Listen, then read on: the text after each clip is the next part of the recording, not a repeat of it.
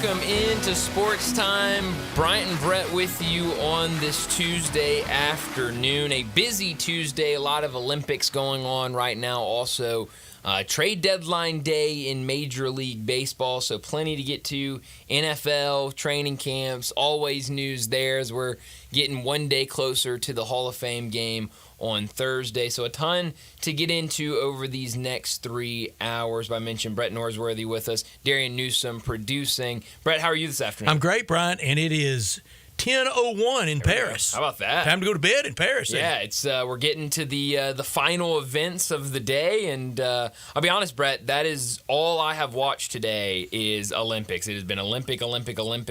Ever since I woke up, I was up here earlier during John's show. I would have one event on my laptop. I would have my iPad over with Gold Zone on, where they're bouncing around from different events. So it has been a fun day watching the Olympics. It has been. It's been a fun Olympics, and not quite to the halfway point. Still coming up on that, but it goes by quickly as it does. Everything does. Yes, and it's a lot to keep up with. It goes by fast. It's a little bit of everything, and so France with a good win in basketball. That's right. Scary win for them. Had to go to overtime. They're going to be scary in Los Angeles. They are going, and that's what I have said a lot is. They might still be an Olympic away, but, man, 2028, when Wemby is going to be a absolute star. How many will he play in? Oh, man, that's a great question. I would assume as many as LeBron if he started 18. He sure could. Yeah. Darren, he sure could. He definitely could. And a chance for him in his career in NBA money. Crazy. To make $1 billion. It's insane. Good for him. Great for him. Shout out Wemby. You love that. And I've third time I've said it during these Olympics. When I watch them, I think of the late great David Stern. Yeah. His vision playing out for a world sport, the NBA, and taking it to every corner of the world. And after 1988 and a bronze medal in Seoul, everything lined up perfectly. Let's go with the pros. Sure, absolutely. And the explosion of basketball since. Oh, yeah. No, absolutely. And you look at these last two drafts and just how many guys from France have been drafted in the first round. It's 4 last year, it's 4 this year. And so, yeah. More on the way. More on the way. 2028 could be really scary for Team USA with what they can roll out there. What scares me about the future for us, the United States, is we're not producing bigs. Right. We're sure not producing classic aircraft carriers. Right. We don't play that way, so why produce it? Exactly. Yeah. Why would you now? He's not an American, but Sure. Zach Edey may be the closest thing to that 80s aircraft carrier. Oh, yeah. But, if everything goes right with him, he'll be on Canada's He will team, be. in 2028. And that could be your gold medal game in 4 years. Yeah, it definitely could France and Canada. Which would be very upsetting, but you're absolutely right. I mean, I think... Bound to happen. Sure. Brian, a long, long time ago, and they were great friends. Coach John Vaught wanted to play Coach Murphy in Memphis, started the series, to the consternation of some Ole Miss people. Sure. And there were close games. A famous 0-0 tie. Love famous that. 0-0 tie. You don't see that often. Two great teams. Opening night, maybe opening afternoon, but 0-0. And finally, the Tigers broke through for the first win in '67 at now Simmons Bank Liberty Stadium. But for years before that, Vaught would tell people, they're going to beat us. Yeah. It's coming. Right. It's eventually, and it could eventually happen regularly. Sure. That it's going to happen in basketball that the United States doesn't win gold. How would we accept not medaling in 4 years? Worry about that then, won't we? Yeah, I'll worry about that a little closer to 2028 because that'd be hard to even stomach. It'd be people outraged. Oh, certainly. And just the domination that Team USA has been in basketball. It would be a lot of unhappy people. We know what 04 did. Sure. And that was kind of the reboot with Jerry Colangelo and Pop and Coach K in U.S. basketball. Definitely. So, I mean, that would be interesting, but I don't want to think about that right now. I want to think about gold medals but sometimes this year. you have to have that to learn. Absolutely. And failure is usually good to kind of, be able to go back to the drawing board and figure things out. A scar should teach you something. It should. It doesn't. No, well, you're a blockhead. You're right about that. And I just saw him on the screen. Jason Kelsey at the Olympics, going to all these events. Trying to rival Snoop is having the best time. He definitely looks like it, yes. That's kind of the gold, silver, bronze of that's right. good time. Yeah, no, it really seems like it. And they're going to be battling all week. I found out, so... I think Jason Kelsey's BAC, blood alcohol content, may be higher than the other two combined. I would agree with that. I saw last night, there's this show that Peacock puts on, and it's not every day, but it's like once every couple of days, and it's like this recap show, and I forget who's all on it, but they had Flava Flav on last night to talk about the women's water polo team. Big clock, of course. I mean, how else didn't would leave home without it? Yeah, how else would you have Flava Flav? I learned that he has a song for the water polo goalie that he sings during the game. Okay. Which is great. And so they had You want to break into song? No, I don't. I don't even remember it fully. So I can't do that. But it was hilarious. So he is definitely into the women's water polo, and it's awesome. And now here comes the heat. Oh, yeah. In Paris. Yeah, no. Talking about very oppressive temperatures, and back to the Olympic Village and no air conditioning. Yeah, no, you're right about that. Needed heat last week and air this week. Yeah, and it was kind of cold last week. Welcome to Memphis in April. Yeah, no, you're right about that. I think first day was like in the 50s, but now, get more. I'm running heat at the 50s. You looked at me like something was wrong with that. No. Got the electric blanket on in the 50s. No, you're definitely right. I agree with you on that. I tell you all the time, if it's anything under like 75. I'm chilly. The show, though, it's Kevin Hart and Kenan Thompson. It's great. I mean, they're just cracking jokes the entire time, running through highlights and stuff like that.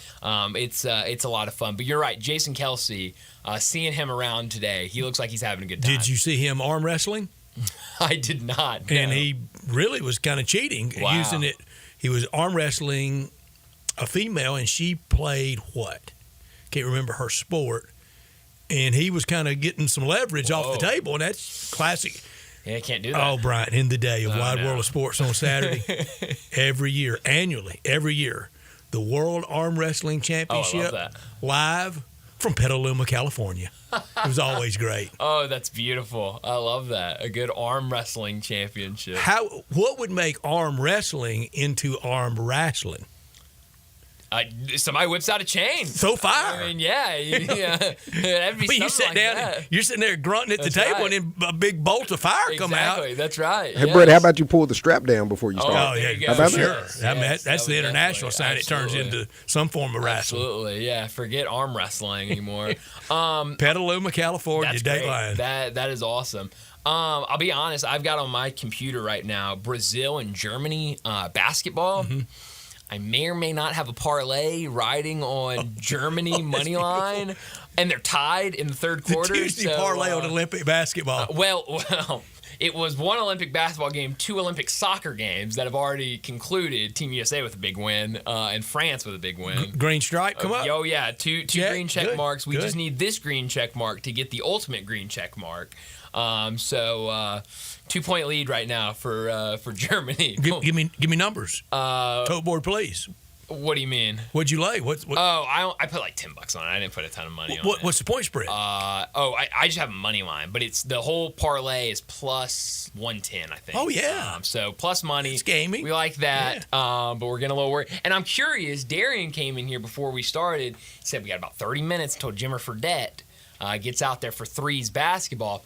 My bet on Team USA against Serbia, I think it's basically a pick 'em right now. I know very Serbia dangerous. and USA. I know it's very dangerous in anything to stereotype anyone for anything. Absolutely.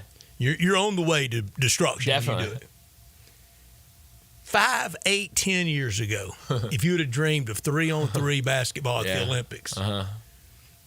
Wouldn't the poster person have been Jimmer Fredette? That's right. Yeah, no, I think he would be. Wasn't he made for it? Yeah, I think he's number one. The late, great Gene Bartos owed me a steak dinner at his passing on Jimmer Fredette making it in the NBA. Wow. And I told him, I said, Coach Bartow, he's never getting in front of a soul. No. He never makes anybody turn around. No, not at all. But that was one I was so glad I didn't cash in, because Coach Bartow, the pleasure he brought me in my life. Oh, yeah. What's a steak dinner? Oh, yeah. That's hilarious. That's great. And to remind, because quickly he was a BUSD. Yeah. And I could remind him of it. I said, he wasn't going to guard a soul. Yeah, no, it was. He's a great college player, but you knew pretty quick. If it had been a horse shooting contest. Sure. And maybe 3-on-3 where he really excels. Absolutely. Well, we'll see here in about 20 minutes what he's got in He doesn't threes. excel at this.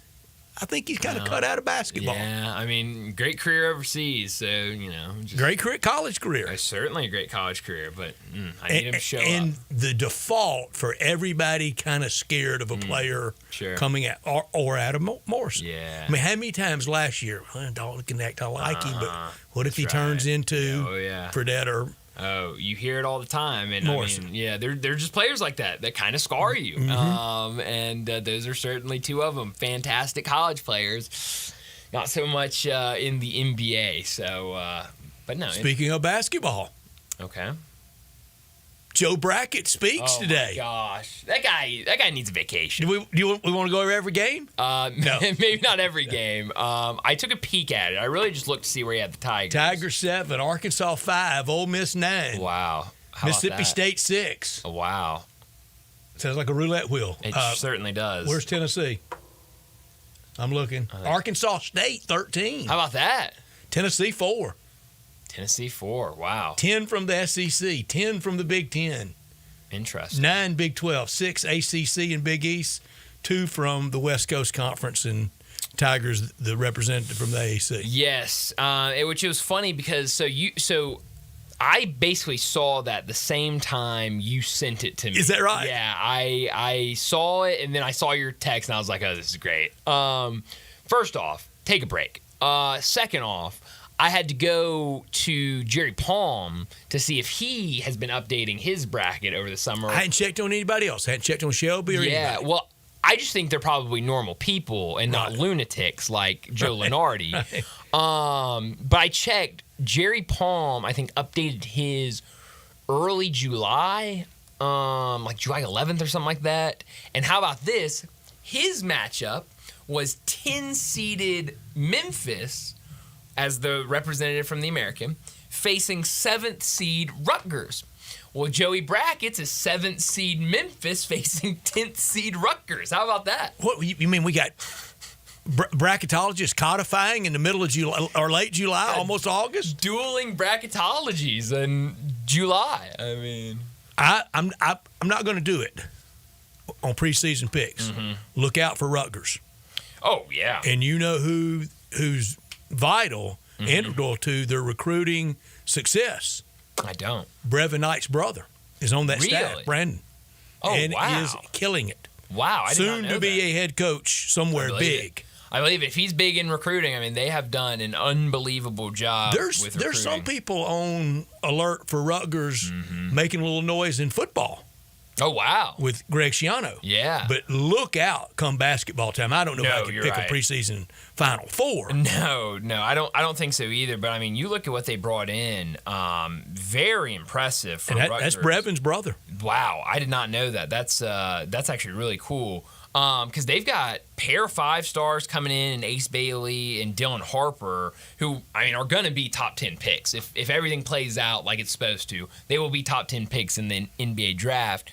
And so to bring both those guys in, that's exciting. I was actually kind of surprised that Joe Lenardi, and I'll be honest, outside of those guys and, kind of seeing other guys in that class, I don't really know much about what Rutgers has coming back. But I was a little surprised to see Lenardi put them as a 10 seed.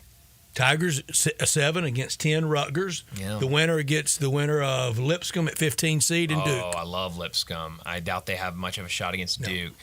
In Raleigh, 0.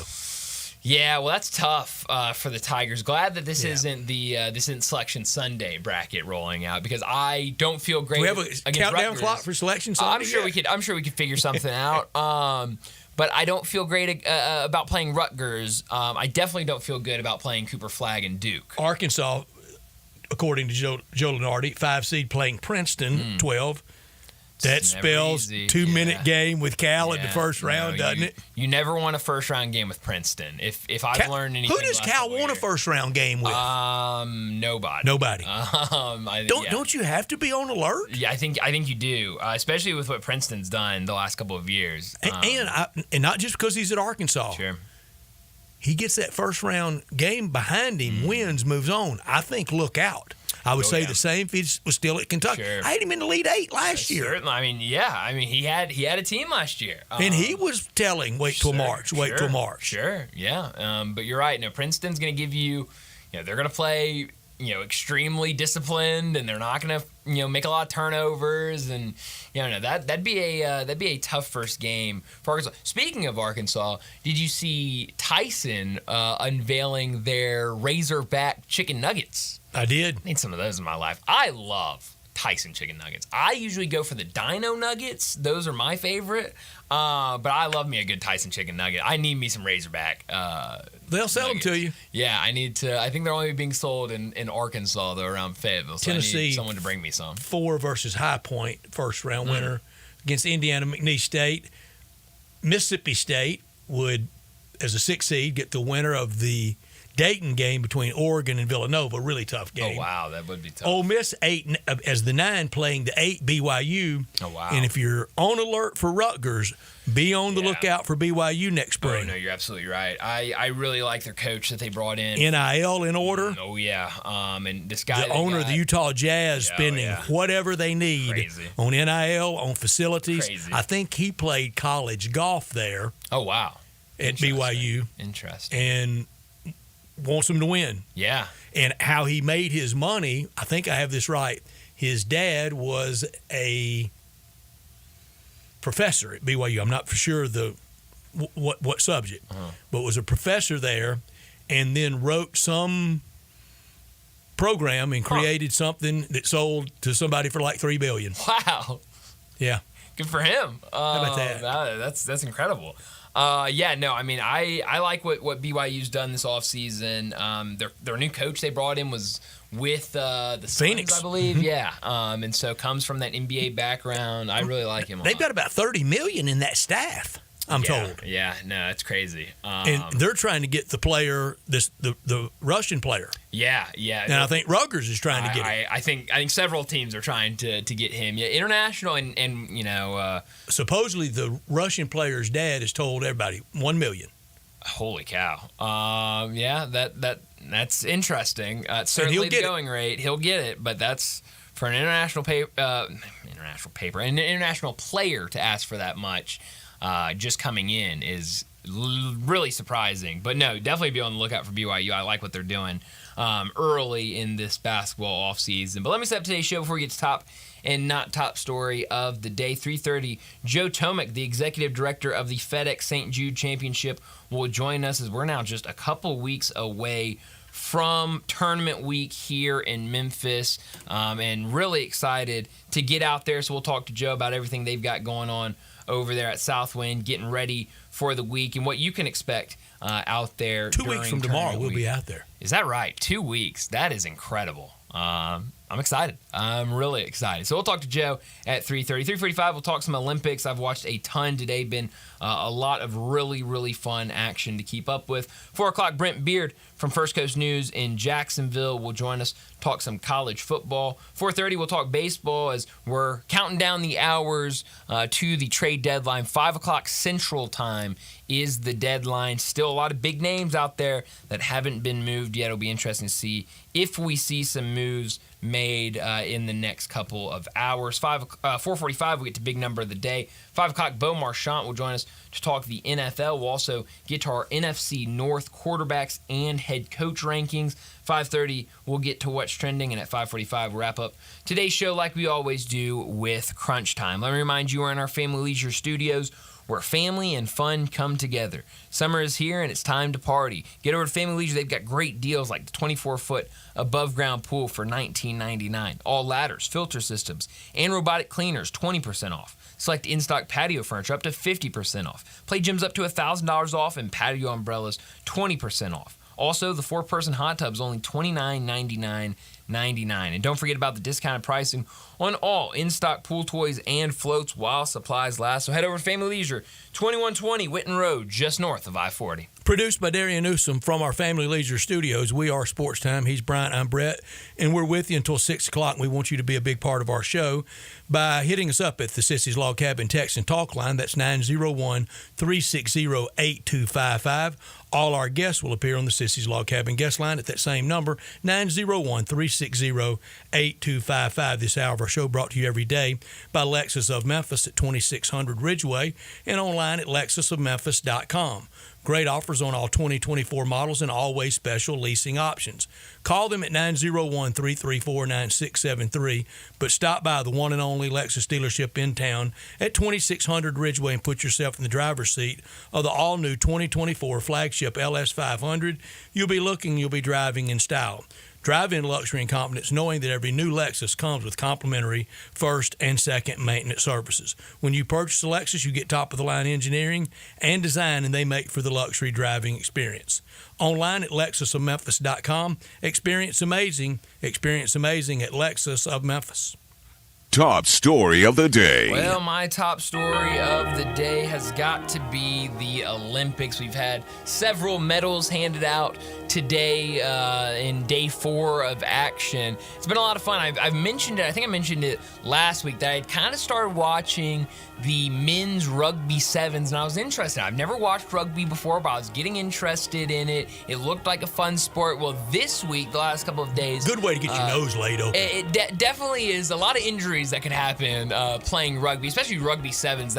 From what I'm told by people I know that know a little bit more about rugby, is a lot faster. It's less physical, but a lot faster than regular traditional rugby. But today was the final games for women's rugby sevens. So I was watching that. USA in the bronze medal game against Australia. I thought they were out of it. John Harden also somehow got into women's sevens rugby over the weekend, and so he was asking for updates, and I was like, well, John, I'll be honest, I don't really know what's happening, but I am enjoying watching it. And then late in the game, don't ask me why, Brett, but they do have extra time in rugby. Oh, of course they do. Only about 20 seconds left in the game. Some of us call it overtime. Well, yes, but about 20 seconds left in regulation, and Team USA has the ball. They pitch it out. This girl sheds off a tackler, just runs free all the way down the field and scores for Team USA. She kicks the kick through these, the little field goal looking thing,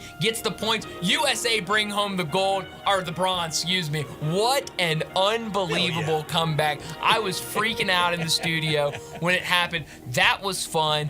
We had, after that, we had the women's gymnastics win another gold. That was fun to see. Again, Brett, we've talked about the judging competitions. Don't really know what's going on. Don't really know how the scoring is done, but they looked good. I mean, they're doing all these flips and stuff, and I'm like, I couldn't do that. It's impressive. So they bring home gold, and then before... I can recognize the bad. I don't know that I can recognize the good. See, my thing is, I think as long as you, land, I'm like, wow, that was impressive. And then, someone will be like, well, no, she, hopped 2 times, and you're only supposed to hop once. Oh, you can't do that now. Okay, whatever. It looked good. And they're like, no, that wasn't very good. Portugal judge can't stand it. Exactly. So that was fun seeing them going. Before I came back up here for this show, I was watching Gold Zone, and it was the men's 800-meter freestyle. And Team USA, I forget the man's name that was racing for Team USA, he won bronze, which became the 3,000th medal for Team USA all time. That is the most in the world, according to Gold Zone. If they're wrong about that, take it up with them, not me. I know they're right. Also, the Irish swimmer won gold in that matchup, and he became the first men's swimmer from Ireland to get any type of medal, and it was gold. So it was a lot of fun watching that 800-meter freestyle. I think it's been a great day. I've really, really enjoyed watching all the Olympic coverage. My top story, it's baseball. So many teams getting better at deadline time. The favorite and team to beat in all of baseball, I think, is Philadelphia. It's not Philadelphia, it's Cleveland, who they've already posted a shutout today. But so many teams feel like they can go for it. They're going for it. It's made it really busy at deadline time. 2 National League teams for sure, 5 to 6 American League teams with legitimate win-it-all aspirations. 9th in the National League, St. Louis. They're not a team that can even think about playoffs. No, it doesn't feel like it. Not top story of the day. Well, my not top story of the day, it's what your top story was. Major League Baseball trade deadline. We're only a couple hours away from the deadline, and there's still names out there that I'm concerned, or I'm curious if they're moved. I'm kind of concerned. Cardinals are done. Feels like it. I don't think they make another move. But Wrapped it all up, didn't they? Yeah, it felt like that move was kind of enough. But, Brett, I am concerned. Give those fans something. Not much, though. Yeah. About Garrett Crochet and what happens with him. We talked about him yesterday and his kind of... He's not popular with the management. No, not popular with many people right now after basically demanding to get a contract extension from whatever team he's pitching for, or he would not pitch in postseason play. Leverage move? It is definitely a leverage move, but it definitely seems like some teams... Who knew somebody on a 27-win team had any leverage? I guess only few do. But now it feels like things have slowed down considerably on him, and if teams really want to go out and make that commitment to him at the trade deadline. So we'll have to wait and see. Trick Skubal, probably the biggest name on if the Detroit Tigers make a move with him. We've had a couple of deals today. Jorge Soler was traded last night back to the Braves, so he'll go back to World Series. ATL. Yep, so that's a big addition for them. So some small moves. We haven't really seen the big-time blockbuster trade at the deadline. But it's been a lot of littles. It's been a lot of stuff, and a lot of good stuff, I think, but nothing slam dunk yet. And maybe here in the next hour and a half, maybe we see that. My not top story, is this the year for the New York Jets? We thought last year was until a nightmarish sequence in Game 1. Jeez. We know Aaron Rodgers but announced he won't play any in the preseason. I think that's a good move. How will this year go for him if they don't do well, if they don't go to playoffs? Could this be the last year of football for Aaron Rodgers if this year is kind of a wasted year? He wanted out of Titletown in Green Bay, and he got it. Now he's in a place that hadn't won a Super Bowl in 56 years. Yeah, still on my top 4, my Mount Rushmore. One attempted pass still does it. Huh? We're holding out hope this year. Things could change after this year, but he went to Egypt. He's rejuvenated. He's ready to go. Jets, Jets. We'll Let's see. do it. Let's get to a break. That'll do it for top and not top story of the day. When we come back, we've got to talk a little bit about the FedEx St. Jude Championship. Joe Tomek, the executive director, he joins us next. Add a little fun to your lunch break. Join Johnny Radio for Sports 56 Happy Hour from 11 to 1 every weekday on Sports 56 and 98.5 FM.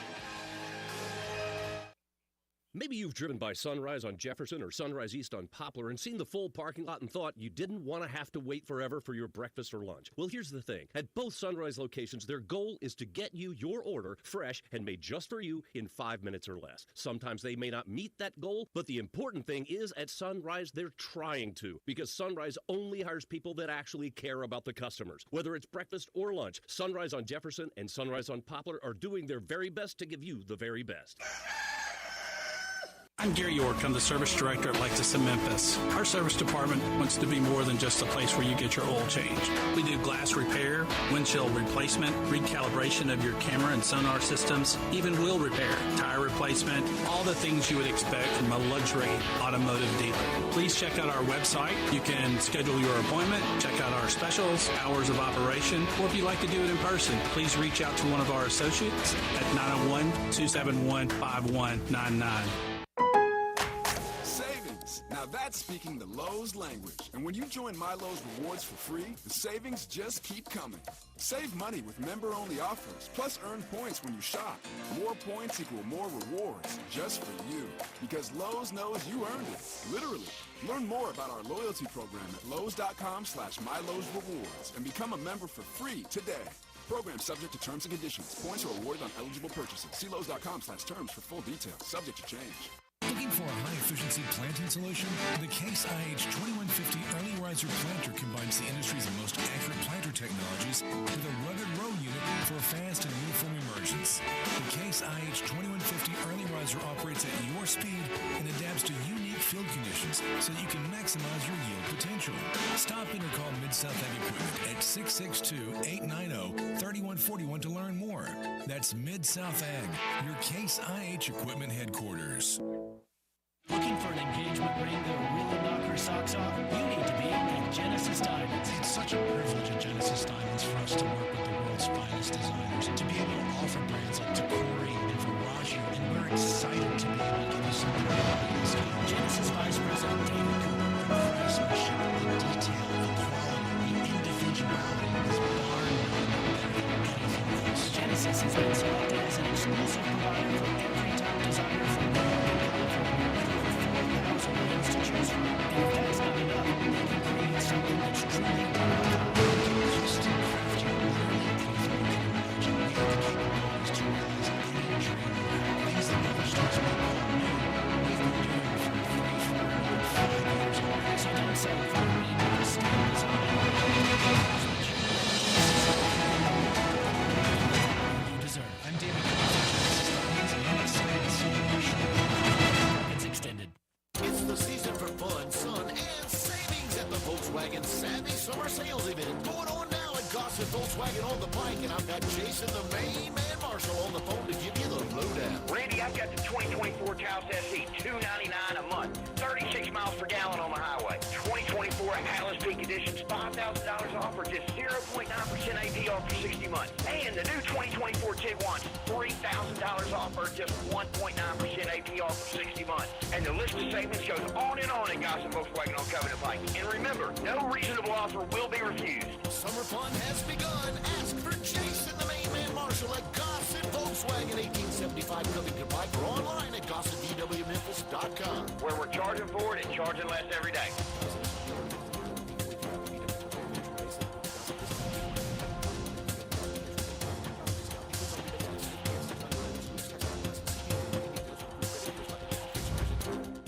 Now back to Sports Time on Sports 56 and 98.5 FM. This hour is brought to you by Lexus of Memphis. Here are your hosts, Brett Stack, Sportsworthy, and Brian Davis. Welcome back into Sports Time. Bryant and Brett with you in our Family Leisure Studios, and joining us now, the executive director of the FedEx St. Jude Championship, Joe Tomek, joins us now. Joe, I couldn't tell you how excited I was just minutes ago when Brett told me 2 weeks from tomorrow we will be having golf out at Southwind for the FedEx St. Jude Championship. I know everyone's excited to get out there, but for you, what do these weeks leading up to tournament week look like for you? Brian, Brett, always good to be with you both. Excited is one of very many emotions and feelings that go on over here in our offices, but excited is definitely the most. This is the best time of year for us, obviously. You can start to feel the buzz in the city, and we're looking forward to having everyone out here in a couple weeks. Joe, it's the best sporting event we have in Memphis, and it's the oldest sporting event we have, and now it's in the best shape it's ever been in with the connection with FedEx and the FedEx Cup and the playoffs. First weekend of the playoffs after Memphis, head to Castle Rock to the BMW, and then wrap it up with the Tour Championship at East Lake. Next year, in 2 years, the BMW is in St. Louis at Belle Reve after opening here. But it starts here in Memphis, and we know we're going to have 70 players. I counted this week. If that was our field this week, we would have 15 major winners in our field. Yeah, it's, we talked about this last year when the field went from 125 down to 7. Is that good? Is that bad? Would we miss out on players? And we certainly saw someone like Justin Thomas miss out last year. But it's shaping up to be a great field this year. All of the top players are in, plus some new ones that I'm excited for people to see, like a Nick Dunlop, who got his first win on the PGA Tour, and some others that are up-and-coming stars. So it's a good mix of both, and they're all going to be here in Memphis, and we're excited to have them. And, Joe, I didn't do this, but I bet you or the tour has. Huh. Out of that 70, the number of people that have won at least once in their career on tour, that's got to be a massive number. I didn't do that. I will do that before tournament week, though, if you don't send it to me. I wish you'd send it to me, because I would much rather, like I got through ninth grade algebra, I'd much rather cheat off somebody than have to do the work myself. I'll let you run that one out and share with me so I can use it. You got it, Joe. But it's a high number. I'm sure it is. We've had a really strong field the last few years. So a mix of old stars with good legacy that have been here for a couple of years, but also some new winners on the PGA Tour, which frankly that's the state of the tour as a whole. Mm-hmm. You've got your star power like Scotty Scheffler having incredible runs, Xander finally getting some major wins under his belt.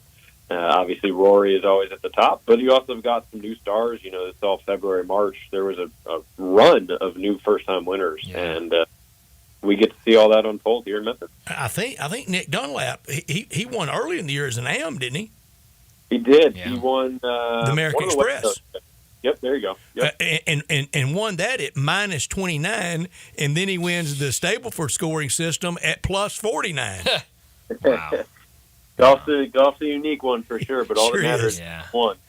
Well, you've mentioned kind of the young guys that are coming in and the future stars of the game, and two guys that Brett knows I love. I've been watching them all year long: Ludwig Aberg and Akshay Bhatia, both guys that I really enjoy. And I loved seeing the email a couple weeks ago that both those guys were going to be here this year. Just talk more about kind of seeing these young stars and how they've played this year, because you've got the Scotties and the Rorys and some of these elite veterans of the game, but I'm sure getting these new kind of younger guys are definitely good, because you go out there to the St. Jude Championship and you see it's older people, but it's also younger people that are just getting into the game of golf, and I'm sure seeing some of these younger kind of future stars of the game is definitely cool for those people to see. Yeah, it's a great time to be in the sport of golf. Coming out of the pandemic, participation rates are at an all-time high. And so having a product at the professional level that keeps them engaged in the game is critical. And, not only are the younger players super talented nowadays, they're also fearless. They have no qualms of going up against Scotty Scheffler and saying, I can beat you. And, that's a cool thing to see in person and puts them in a position to win more often. And, now day and age with social media, and you have obviously the Full Swing series on Netflix, which is following players, it gives our fans a more personal touch point interaction with these players, so that when they're out there, they're cheering for Tony Finau, sure, but they're more likely to go try and find his wife and his family and his kids because they're so entertaining. Like that's the appeal. That's a really good point. The younger generation, and that's why we say constantly, this is the most family-friendly event in Memphis. Kids getting free if you're 15 and under. Come out and just run around and see who you can see. It doesn't mean you need to be quiet, follow a golfer the whole time. Just come have fun. Yeah, Joe, it's what I tell people: for the golf fan, for the patron, it's never been in a better place. Now, above that, with some of the things being sorted out in golf, the sausage making can get a little ugly. Don't worry about that. It's almost the same in college football. The off season in college football gets so messy, but when we get to the games, when we get to the season in golf, when we get to the golf course, when we get to TPC Southwind, it all goes away. And when you get out there, a price point for everyone, a place to cool off, relax, enjoy the week for everyone. And I know you're adding some new things this year. I don't know how you add to something as good as it is, but we're always trying to build the even better mousetrap. Tell our listeners about the things they will see that's really new this year at the tournament.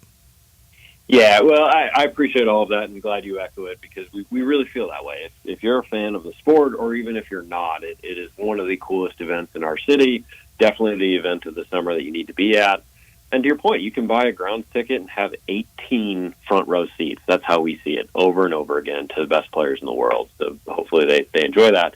One of the things we're super excited about that you mentioned is what we're calling the Bluff at 14. 14th is the long par 3 on the back 9. It also happens to be the last par 3 out here at TPC Southwind. You know, to me, 14, 15, 16 is really where you either win or lose the event. You set yourself up for success or failure in that stretch. And so we've built out 14 holes, taking advantage of some natural shade with tree coverage, natural slopage on the side of the green and across the pond, giving general spectators some really cool vantage points to look at that island green. And, encourage them maybe get a little louder when the players are crossing the street physically from 13 to 14, and they're standing on that tee box looking at a 204, 206 yard tee shot. You know, we want them to hear Memphis and know that it's on the line for the playoffs right here in our hometown. And, Joe, when it all gets toted up at the end every year, par 3, number 14 at Southwind always comes in at or near the top, tougher than the postage stamp, tougher than 12 at Augusta, tougher than 8 at Pebble Beach. It always chews them up. And then you go to 15, and occasionally they do move the tees up a little bit. Then you're in the classic risk reward. You can rebound on 16. Most of those guys playing for Eagle, and then 17 and 18 to wrap it up. It is a great place to kind of start the finish of the golf course. Yeah, we're excited about it. And look, I mean, we've gone 3 years now with having to decide the champion via playoff holes. So it is always going to come down to the wire. I will always put TPC Southwind up against any other course as a true test of competition. And what more can you ask for from a place that's starting the playoffs in the 3 hardest week stretch of golf? Like that's all you can ask for, and I think TPC Southwind produces every year. And we finally get our champion back from 2 years ago. Yeah. Yeah, it's exciting to see Will back and healthy. You know, he's such a young, talented kid. It was incredible to be home to his breakthrough win on the PGA Tour, and you saw the emotion and what that meant to him. I wouldn't recommend that lie again, though. What's that? The shot he had on the par 3 on 11. I wouldn't recommend that lie again. No. Yeah, you know, it was. We hosted him last year to come out since he was injured and do a little preview, and it was kind of a follow him through the lens of how he won his first event. And he walked off the plane holding a wedge, and I was picking him up, and I said, "Will, what are you doing? Like, we have clubs.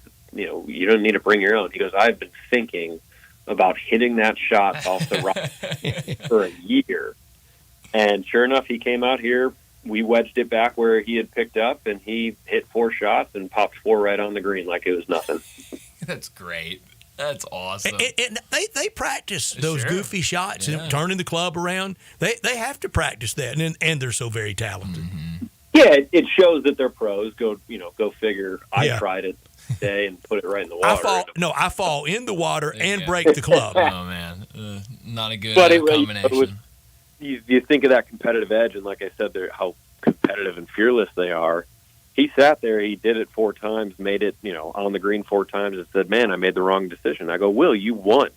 I handed you a check for $3 million. I think you're good." He was like, "Nah, I regret my decision." Wow. That's just crazy. Wired different. Oh, absolutely. Well, Joe, I'm curious. One of my favorite things about tournament week is I go out there every day, and I know that I've got breakfast, lunch, and maybe even dinner covered because of all the great food options you'll have out there. Are we going to see a lot of the same out there? What can fans expect in terms of food out at the tournament this year? Yeah, it's always a focal point for us to make sure that, in addition to your general concessions, hot dogs, hamburgers, chips, things like that, that we have a roster of Memphis staples out here. Mm-hmm. And, it goes into this vein and effort of, if you're a golf fan, you're going to see the top 70 players in the world, everything that we've been talking about. But if you're not, it's just an event to come out and enjoy. And maybe that means you're heading out to Birdies and Bubbles, which Andrew Michael Restaurant Group are coming back again, which we're really excited about. The Birdie Chicken Sandwich is one of the best things out here. We've got the commissary on the front 9 in the pit, staple Memphis barbecue. And we're bringing in a few new vendors this year. We've got Coffee Black that will be on the driving range in the morning, and where you're able to get your little caffeine fix. And then that'll transition over to a locally owned snow cone manufacturer named Snowbirds that's coming out for the first time. So constantly trying to mix it up, trying to find new businesses, both old and new, locally owned, and make sure that when people are either visiting or coming out to the event, that they're getting a chance to experience the Memphis cuisine. And Joe, that week, I know the Pro-Am very different than it kind of how it used to be for this tournament, but you are going to have a lot of guests and corporate supporters out there on Wednesday for them to have a good time. Yeah, Wednesday's such an awesome day if people can come out. First of all, obviously, it's the lowest price ticket, so it's a very fan-friendly price. Parking is completely free right on site off of Winchester. And, the players are so relaxed. Yes, they're preparing for the playoffs, but they're more willing to stop and talk to a fan, sign an autograph. You get to see them up close in their mentality of how they approach their getting prepared for the playoffs. I love coming to practice rounds and always encourage people to come out for that sort of environment. Joe, I love watching them in the practice area, to go over and watch the pros in the practice bunker area. They prove why they're pros. I mean, they just do it simple, easy every single time. It's not near the grunting and groaning that I hear with my buddies in bunkers. They spend more time on the putting green or the chipping green in one day before the round than I do all year. And that's why they're pros. It's impressive to see. Joe, I have said, and I mean this, it's no slight at the other great athletes from other sports, but I think that pro golfer is in an elite class. There aren't many people walking around just in public, I should be on tour. There's probably somebody out there, but for maybe some bad luck or a bad decision, that probably should be in football, basketball, and baseball. If you're not on the tour, you don't belong. Yeah, there's a whole different argument when it comes to athleticism versus skill. And the skill, not to say that our golfers aren't athletic, because they are, but the skill that they have is what separates them. And that's something that just takes years and years of hard work, dedication, training, and just practice to get there. Yeah. Well, Joe, before we let you go, remind everyone how they can get tickets for the tournament. Yeah, everything is on FedExChampionship.com, or follow us on our social handles at FedExChamp on all the main sites.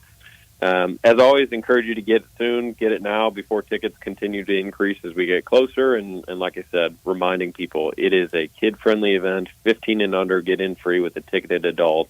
Come out and enjoy it if you haven't been before. I'm going to get you in trouble. Who you pulling for a gold in Paris? The easy answer, Joe. Somebody that's going to be in our field. That's right. That's the easy answer. It's one of those things that I think is just unfortunately ripe for Rory to win. I pick him a lot because I want to pull for him. He always seems to win the big events that just don't happen to be a major. So that seems kind of up his alley. It's a good pick. Yeah, that is a good pick. Well, Joe, thanks so much for joining us, and we'll talk to you again soon. Thanks, gents. Always appreciate it. You got him. Joe Tomac, the executive director of the FedEx St. Jude Championship, joining us to talk about the tournament. Ludwig Aubert on the Olympic team. Yes, he is. With Alex Noren. That's right. 24 and 42, the age difference. It's a pretty big age gap there, but I think both guys. Rory played for Northern Ireland. Could have played for Great Britain, but chose to play for Northern Ireland. Yeah, so it's gonna be fun, and obviously we're gonna pick the Olympics tomorrow afternoon. They're both going to be in Memphis. Yeah, we'll see them on TV in Paris, and they'll be in Memphis. We absolutely will. So I'm really excited. The countdown on the website, it's getting real close. I didn't want anything to appear as a downer talking to Joe, but he explained to me. Out there on some of the lists, you will see the late Grayson Murray still on the list. There's two different lists. There's the FedEx Cup, and then there's the one that applies to who will be in Memphis. Okay. Out of respect to him and with his parents' permission and acknowledgement, they're still listing him. And I think this week he was still like 57th, even after his passing. His parents wanted it for his memory, and the tour asked, and I think it was a really nice touch by the tour. So if you see that out there, we're going to have 70, but they're doing it out of respect and remembrance to his great career. And losing him way too early. That's really nice of the tour to do that for him and his family. But yeah, I'm excited about the tour. Will be here. The tournament will be here in just a couple of weeks. But let's go ahead and get to a break right now. If anybody needs a score update, 10-10 right now in the threes matchup. 11-10 Serbia in the threes matchup between Serbia and USA. But let's go ahead and get to a break. When we come back, we'll talk more about the Olympics. Join the voice of the Tigers, Dave Woloshin, for Wolo and Friends. Weekday mornings from 10 to 11 here on Sports 56 and 98.5 FM.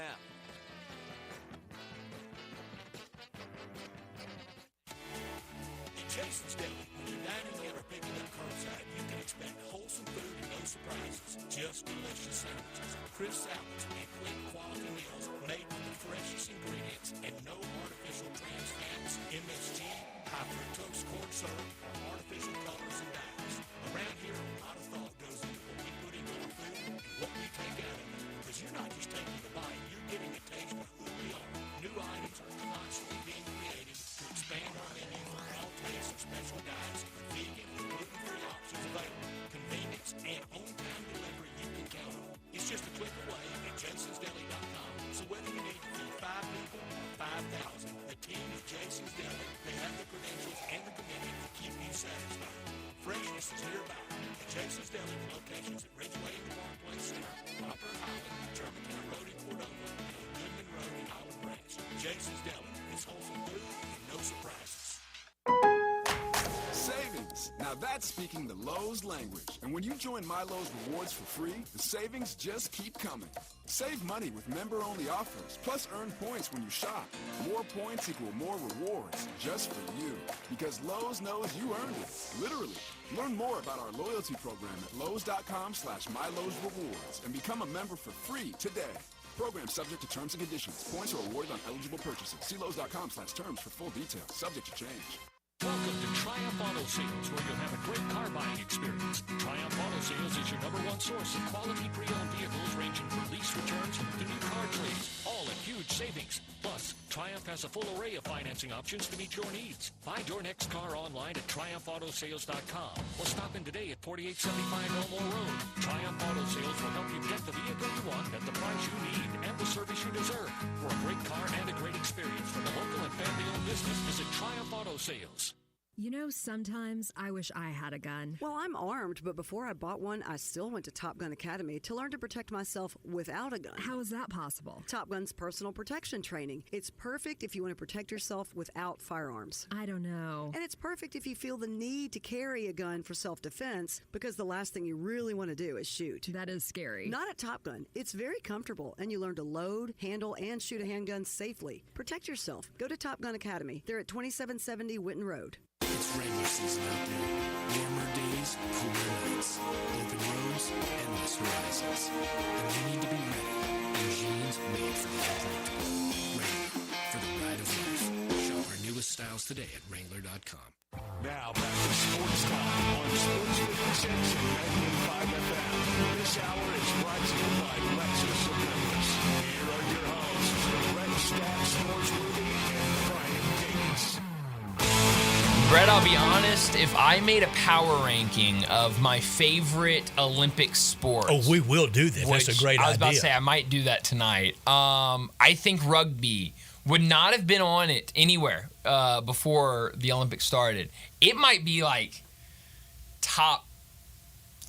at least top 5, maybe even top 3 now. Because here's the thing. It's football with no pads. It's awesome. It's awesome. But here's the thing about doing it's a football lacrosse mix, isn't it? Yeah. It's soccer. Yeah, probably a little soccer in it. Sure. But no, it's awesome. And here's the thing about making a power ranking for the Olympics. Like, basketball would not be very high on my power rankings for the Olympics because I watch basketball all the time. It's Pavlovian to me. I go back to it. I can't help myself. Well, no, I love it. I watch it whenever it's on. But if I'm doing a power rankings, I'm going to have water polo, handball, rugby, things that I'm not watching. Pommel horse. No judo? What happened to judo? What happened to judo? Judo didn't get there. I can't get into judo. I don't know what's happening. Pommel horse is great. Yeah. And then when we get to track and field and we get to when they run through the water. What is it? Steeplechase. That's right. Yes, steeplechase. You're a big steeplechase guy. The first time I watched steeplechase, blown away when the water came into play. I was like, whoa, what was that? And almost a sand trap. That's right. Yeah, it literally is. Unfortunately, do not think Team USA is going to beat Serbia. That's what they need to do. In that water, put quicksand in it. Oh, man, that would be awful. That'd shake things up, wouldn't it? It sure would. That would not be Brian, good what at all. about the decathlon? I got to watch it first. In the day, it was great. We have a local, I forget his name, I'll get it shortly. We have a local, I think he's from Mississippi, Ole Miss area, that he's actually in the decathlon. Yep. Wow. I'll get him shortly. I need to watch it. I know there's I think a Germantown resident that's supposed to be participating in the triathlon, something. That may be who I'm thinking about. Because I'm thinking about Sam Controversy, Kent. though. Oh, yeah, we sure do. They get, and when did the river, for my entire life, it was pronounced Seine. Now it's Sin. River, Yep. yeah. I mean, right up there with when Qatar became Qatar. And Turkey became Turkey. And Kiev became Kiev. Yeah. All these countries changing. What are we doing here? I don't know. But the river Sin, that was Seine forever, is too polluted. Oh yeah, might throw the. It's disgusting. Turn it into a biathlon. Well, I'll be honest. Like my knowledge of other countries and like what's going on in other countries, not very high. Like.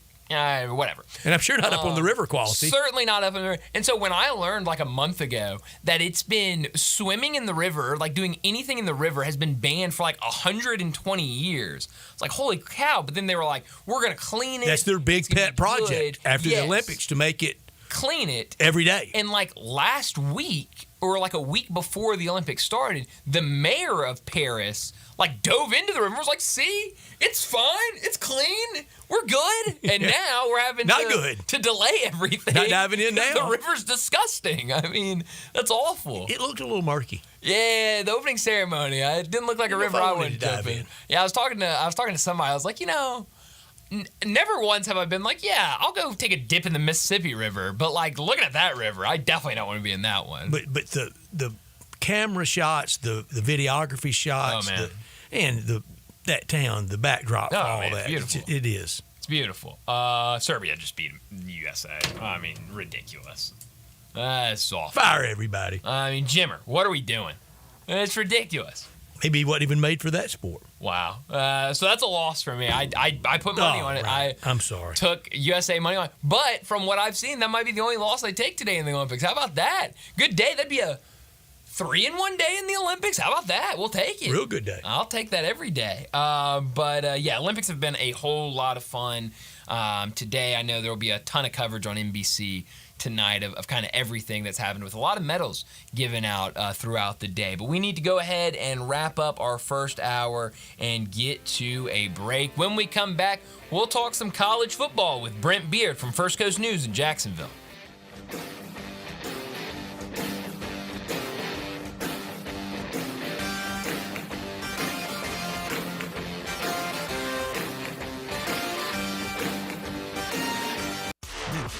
Playoffs are back. Come see the PGA Tour's best compete for the trophy, the FedEx St. Jude Championship, August 14th through 18th. Witness the drama as 70 players arrive in Memphis and only 50 move on. Tickets are on sale now at FedExChampionship.com. Welcome to the Rendezvous. This is John Vergas. When my dad started the Rendezvous in 1948, I don't think anyone could have imagined we'd still be serving shoulder, cheese plates, and our world-famous dry rub ribs 75 years later. But we are still here in the basement, in an alley in downtown Memphis. We sincerely thank you for making the Rendezvous what it is today. Charlie Vergas Rendezvous, a legendary experience for over 75 years, whether you dine in, pick up, or ship across the country.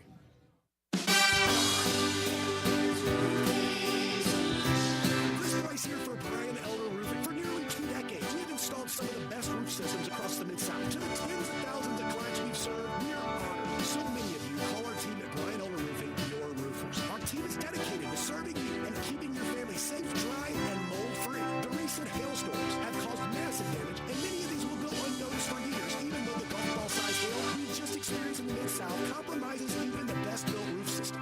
Whether we find damage or not, your photos are securely stored for future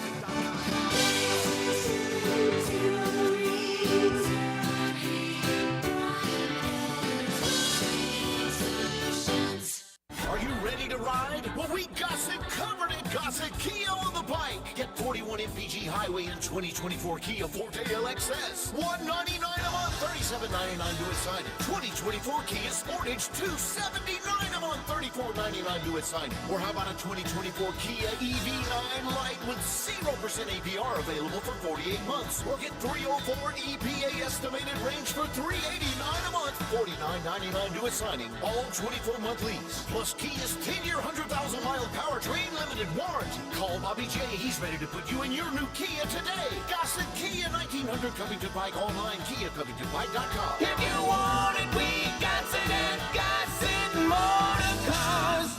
650 acquisition fee, $20,000 per year, 20 cents excess mileage. Forte RE 794,066, MSRP 21,820. Sportage R73 161.97, MSRP 28,865. EV9 R60 29,603, MSRP 61,035. Includes all rebates and incentives and PF 695. Includes tax, title, license, registration, and fees. Must finance through Hyundai with approved credit valid through 7/31/24. Dealer stock only. At Blue Cross Blue Shield of Tennessee, they're proud to be here for their neighbors while giving back to communities across the state throughout the year, every year. This month, they're honored to stand alongside 1,600 dedicated volunteers as they make this year's annual FedEx St. Jude Golf Tournament fundraiser a resounding success. Giving back to St. Jude's Children's Research Hospital, which helps treat and defeat childhood cancer, is a meaningful effort that is very close to their hearts. This year, their goal is to reach $3 million in donations for kids at St. Jude's, and they couldn't do it without the support of their amazing volunteers. To all the participants, thank you for being a part of this most important endeavor to lift up so many families across the state from right here in Memphis, Tennessee. To read more about Team Blue volunteers, Blue Cross Blue Shield of Tennessee, Healthy Places, and other ways they're devoted to helping our communities, please visit bcbst.com. Keep it twisted all year long with Twisted Tea Hard Iced Tea. Twisted Tea is real iced tea that packs a punch with 5% alcohol. Tastes great at the beach, mountains, or even in the backyard. Look for the bright yellow Twisted Tea flavors. Responsibly. We are Sports 56, WHBQ Memphis, and W253DF Memphis, Flynn Broadcasting Stations. Sports 56 traffic. Good afternoon. It's already been a busy one out here. We had some problems earlier on 240 there near Airways. It's looking a little bit better. Traffic's on the increase now through the Midtown area. Coming southbound on 240 at South Parkway. It's cranking up over here now on 240 getting onto 385. Going outbound on Bill Morris Parkway. Weimer's Jewelry, 7525 Highway 64 is your full-service family-owned jewelry store right here in Memphis. Shop local. Save a lot of money at Weimer's Jewelry out there on 64. I'm Commander Chuck with your on-time traffic. College football talk every Tuesday with Brent Beer, Heisman voter, and on Twitter X at Brent Beer. SEC, ACC, AAC. We talk it all with Brent. Here's Brent Beer with Bryant and Brent. Brent Beard joining us now to talk some college football from First Coast News down in Jacksonville. Brent, thanks so much for joining us. There's been a lot of talk this week, last week about scholarships, more scholarships coming to Division I college football. Pretty much an increase in every sport, but most notably football and basketball. What do you make of this, and what does this mean going forward for college football and college basketball? Well, the sport that it really helped was baseball. Yeah. We've been talking for years about that 11.7 and how ridiculous that has been. So that's a real shot in the arm for baseball. And, I mean, even some of the women's sports, softball increased by about 20. Volleyball had some increase, too. My biggest question with this is, I know Dabo Swinney talks about this a lot because he was a walk-on. Also, I don't know, guys, quite yet what this is going to do for walk-ons, and the coaches have been rather adamant that they don't want walk-ons taken off the board. I don't think that happens. I could see the numbers being reduced, but I can also see the importance of having them. I do a podcast with Shane Matthews, the two-time SEC offensive player and the quarterback of the Gators, and he was emphatic on our podcast saying that you have to have walk-ons because you really can't practice without them. Yeah. Well, and I think we'll keep them, but in just what kind of context and how it shakes out will be different. Can you believe it was 34 years ago, Shane Matthews in 1990, starting the Steve Spurrier dynasty that led to all the Florida success? Amazing. It really was. His dad played at Ole Miss. Oh, yeah. And by the way, Spurrier, as you know, has his own restaurant, and it's either the I don't think it's next Monday. I think it's the following Monday will be his 3rd anniversary for that restaurant. I know that's not great news necessarily as far as it piquing interest, but people just might be interested in that. He has done well with it. He's gotten excited about it. So they say the memorabilia is unbelievable. Yeah, but to Brett's point, listen, you think about that now. I mean, to win the awards he did twice in a row is almost unheard of in this day and age for a variety of reasons. But he, as Spurrier calls him affectionately, we love that Shaner. That's what he says. And Danny Werfel was at SEC Media Days and was just delightful to visit with. And he was talking about Coach Spurrier's restaurant and all the memorabilia and the artifacts and how much he's enjoyed visiting with people that come in and out. Oh, yeah. No doubt. I mean, I think he gets a little bit weary of having people want pictures with him. but that's a small price to pay. Everybody's a photographer now, aren't they? Oh, absolutely they are. Oh, yeah. They're Olin Mills 2.0, are they not? So they are. Doesn't Spurrier late in the year, whether it's the vote of confidence or we got to make a change, doesn't he still hold a lot of power with Billy Napier? Oh, yeah. Yeah. Well, let me say this. When he speaks, people listen. And he'll speak. And I think he always will. Obviously have an incredible amount of prestige. And people listen to him. And look, you can always get an honest reply from him, basically meaning that, he said several months ago that he thought that this team was not where they needed to be yet. He didn't say that Napier needed to be fired or anything like that. But to Brett's point, a vote of confidence from him goes a long way. He really will be up there, like one of the old people in Rome with the thumbs up or the thumbs down. And if he gives the thumbs up, Napier's good to go. If it's down, the emperor, yes, off with the head. He'll be out, and it'll set off. There'll be a lot of people wanting the Gator job. Oh yeah. Look, there's no doubt about that. Now, look, they really love Jed Fish. They've had their eye on him for a while. And a great story. It really is, isn't it? So, look, I'm not saying that's what's going to happen if Napier goes, but I certainly think he's one of the guys who's going to get a call. Yeah, a year at Arizona, and now at Washington. Mm-hmm. Just have to wonder if he would make that move. But, a great story from New York City. Roomed with the Eagles general manager, Howie Rosen. Is that it? Yeah. They roomed together there, and he so badly wanted to get involved with the football program and kept not getting the door slammed in his face, but we got plenty of people. Yeah. He all but stalked Steve Spurrier and taped a picture of himself and his resume on Spurrier's driver's side windshield. And finally, Spurrier, if you'll leave me alone, we'll let you do something. And they let him hang around the program, and the rest is history. That's incredible. Oh yeah, and Spurrier could have told him to get lost. Could have had him arrested. So, but he was quite fortunate. He was allowed to hang around. But listen, something's got to be said in life about persistence, doesn't it, guys? Well, I tell people all the time, Brent, you got to let people know what you want. They can't read your mind. Do. No. Now, when you get down to stalking someone, maybe it's a little too far. But and listen, I'll never forget something Dr. Phil said, and that was, we are our own PR agents. And again, to Brett's point, if we don't toot our horn a little bit, it may never get tooted. shall we say. So there's some real benefit from that. Yeah, absolutely. Talking to Brent Beard. He joins us every week to talk college football from First Coast News in Jacksonville. I heard one of the other hosts on this station earlier today pose this question, and seeing as you're down in Florida, I thought you'd be just the person to answer it. He was kind of talking about all the quarterback talent that's down in Florida, you know, DJU, Cam Ward, KJ Jefferson, Graham Mertz. Who is the best quarterback in the state of Florida? Great question. Graham Mertz. I think so, frankly, too. And that may surprise you a bit. What we don't really know about.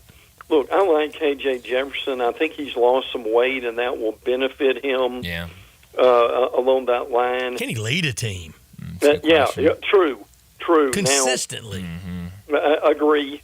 Now the other guy, obviously DJU, Uiagalelei, has gotten a lot of attention. Now, a couple of things about him that because we talked about him on TV the other night. The interesting thing is he's 6'5", 250. He has 40 starts. He's 30-10, which is not bad for anybody. But can he get the job done there? Now he can throw the ball. Reminds you of Jamarcus Russell. He can throw the ball 80 yards in the air, but I mean it's like a kicker. If you can kick it, I cringe at these videos I see with these kickers kicking them 60 yards against air. And my question is, can you hit a 35-yarder in Baton Rouge with time running out in the fourth quarter? With that guy with 4.240 coming off the edge. That's right. Yeah, thank you. And that's the thing we don't know because DJU, he is inconsistent. He does have some trouble being accurate down the field. So, I mean, they like him. He's only going to be there but basically a year, so it's a risk. But they went out and got a guy who they thought could really play. But look, I will. If people love this Blagway kid at Florida, the All-American freshman. But I'm just telling you, Mertz is could very well be in the top 5 quarterbacks in this league. I have him 8 right now. Wow. Yeah, but before the year is over, before we stripe the field, they're going to be good. And they had all the interviews today. They're going to be good offensively. If they can bust a grape defensively, they'll be a lot better. And people are warming up to them a little bit, thinking, and I agree with this, thinking in their first 5 games they're going to be 4-1 or 5-0. And then you beat, LSU or someone like that, and you could get to 6-6, maybe even 7-5, and win the state championship game over FSU. It really makes it a good year. Really and does. backs that's when Spurrier gives the thumbs up. He shall live. That's right. But you think about this, guys. They've got, and this is the quirk of a schedule. But it's wonderful down here. I mean, they've got Miami, they've got FSU, they've got UCF. When you play the major teams in your state, that means something. That's 3 bloodletting games. It is. Absolutely. Brent, I said it to someone yesterday, opening afternoon, 25 days from today, when Georgia Tech and Florida State play, I said it, Haynes King's better than DJU. You know what? You wouldn't have to do a whole lot of convincing for me to believe that. When Seth Hennigan and the Memphis Tigers go to Tallahassee, Seth Hennigan's better than DJU. Look, people are really overlooking that game. Yeah. Frankly, with Memphis, and I'm not saying Memphis is going to win, but man, oh man, psychologically, they can have a real lift for that game. At minimum, it's going to be a 1-score game with 6 minutes to play. Yeah, I would agree with that. Yeah, and FSU will go down. You know, we got to act right down the stretch. Absolutely. That's gonna. Oh man, I'm excited for that one. I'm curious. We've talked a lot about Georgia and kind of the off the field issues. Now you see Ra Thomas, who was arrested last week.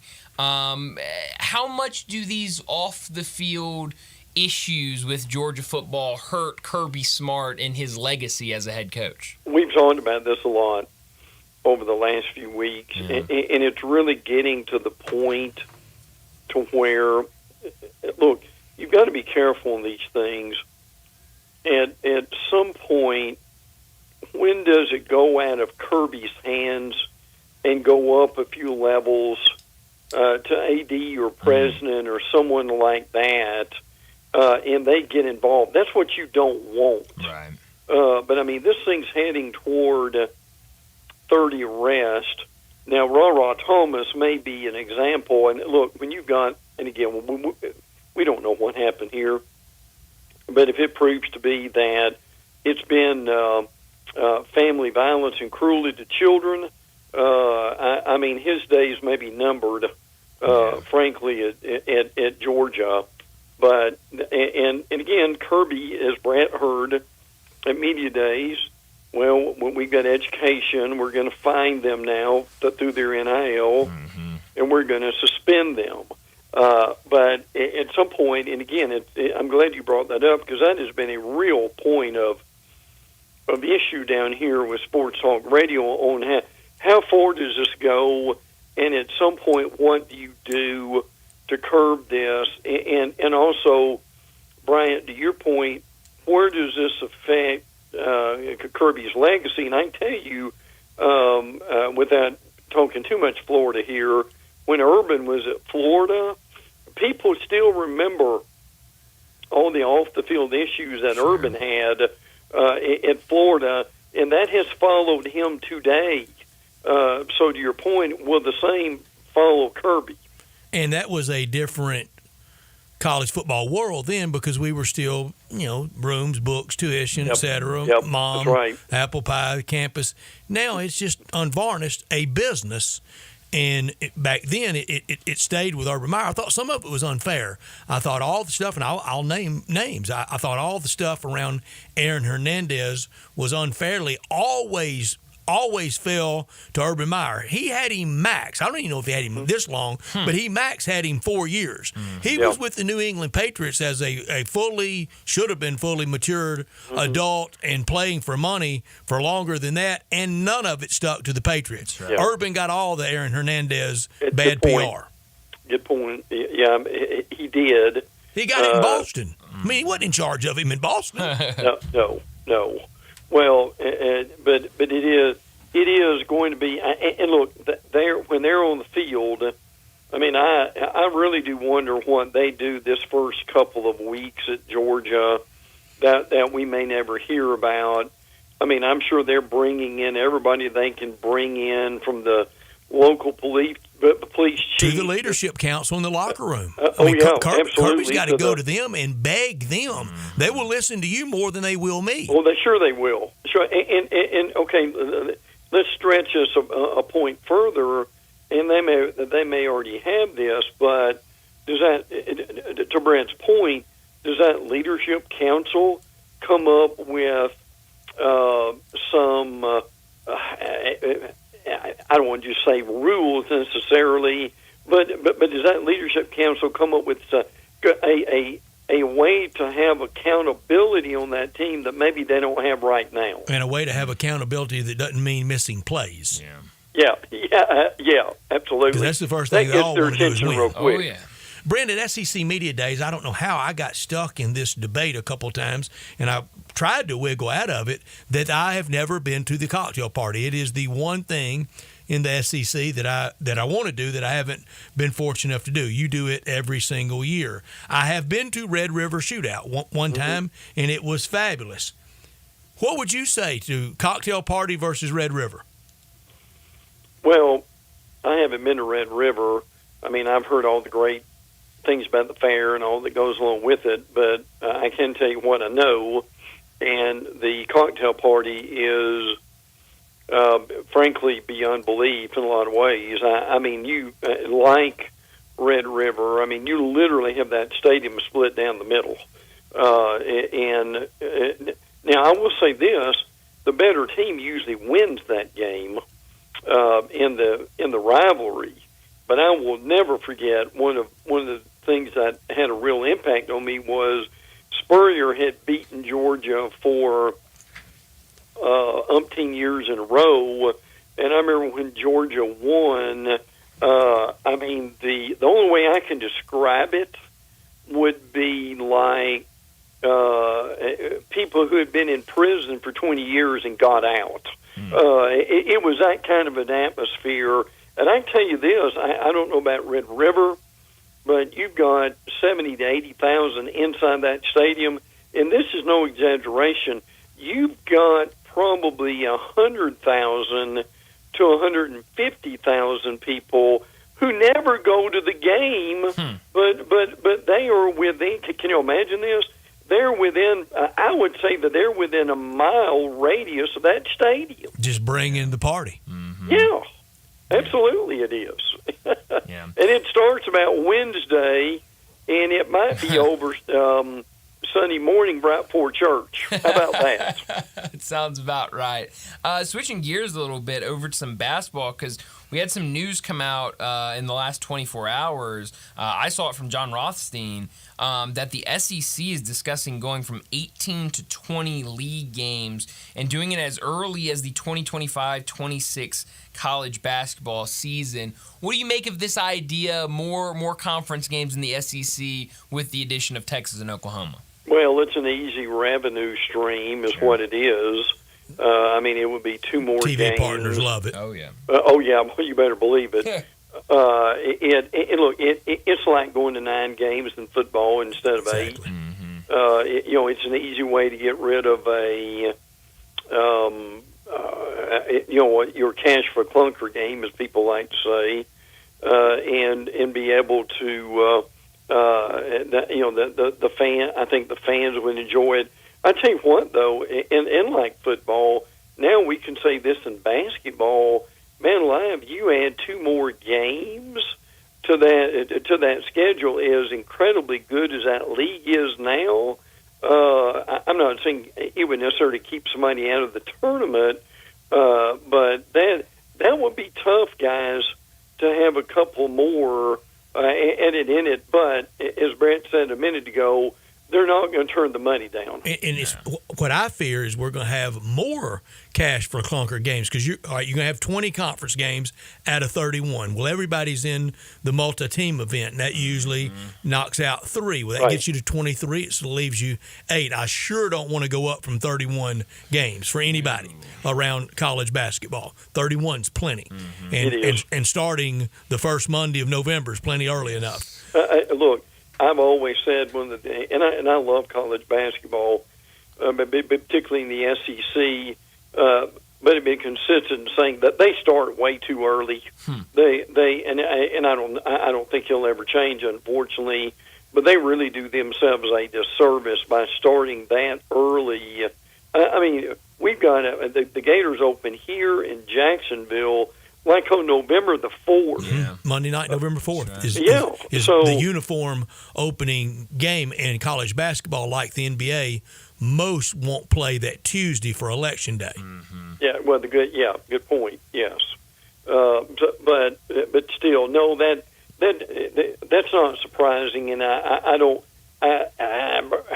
Unless you guys disagree, I can't see the ADs and the powers to be to turn that down. No, but the idea of 8 and 12 in a league going a long way. Isn't that the truth? It sure could. Oh yeah.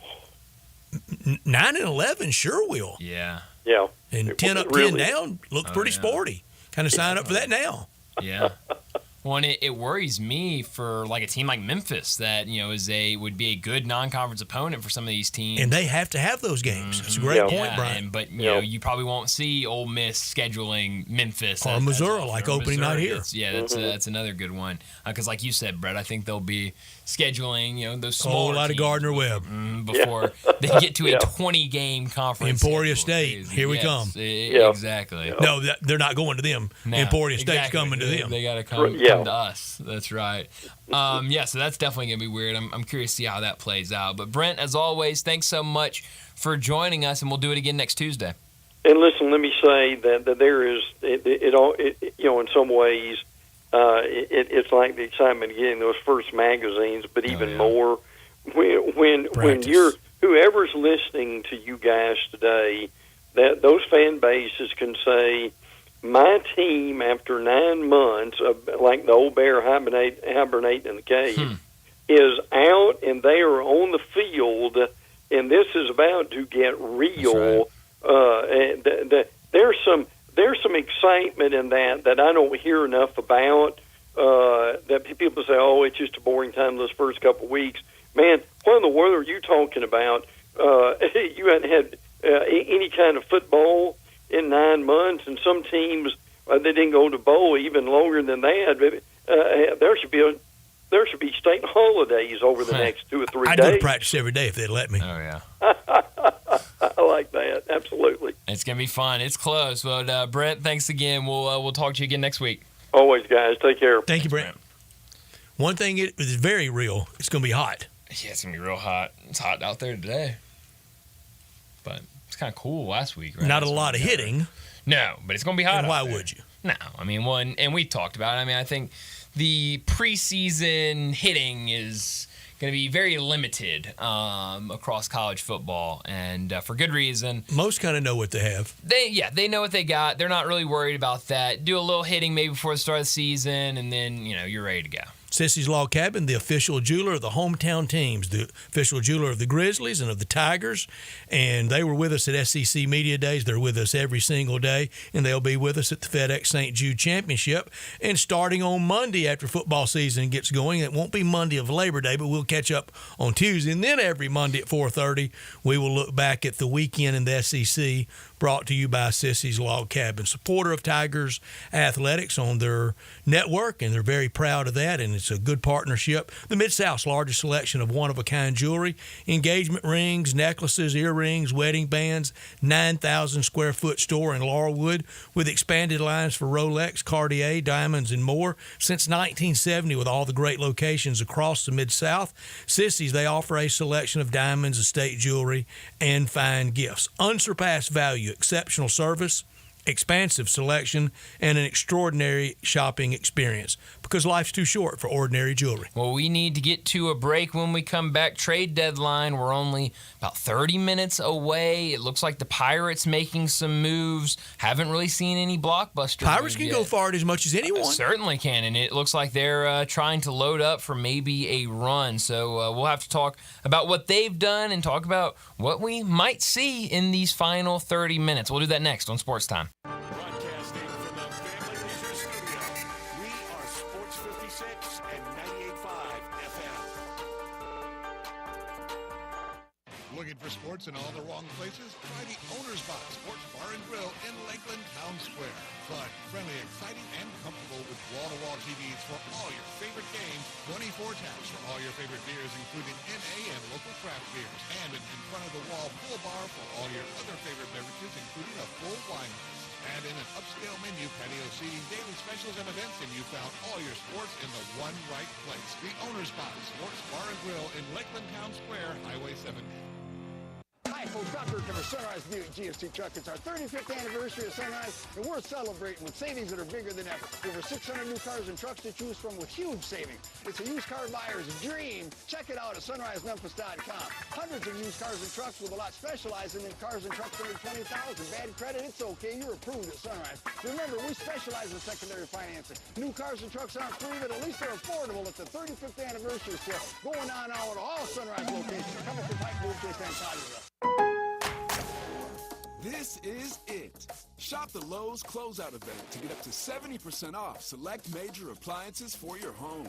Plus, get up to 60% off select patio furniture and accessories for your outdoor spaces. So hurry into your local store today, because these deals are too good to last. Shop them now before they're gone, because Lowe's knows savings. Lowe's knows home improvement. Valid through 8/7 while supplies last. Selection varies by location.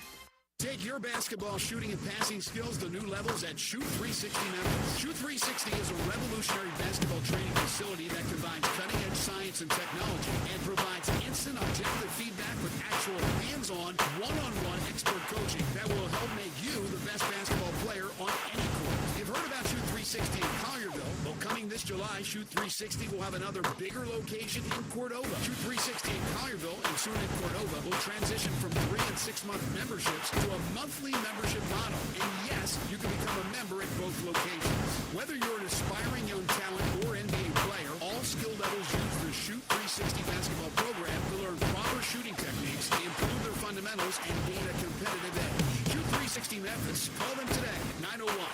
316-5500. That's 316-5500. Or visit them at 85 Market Center Drive in Cairo. And coming in July to Cordova. The future of basketball training is here. Shoot 360 Memphis.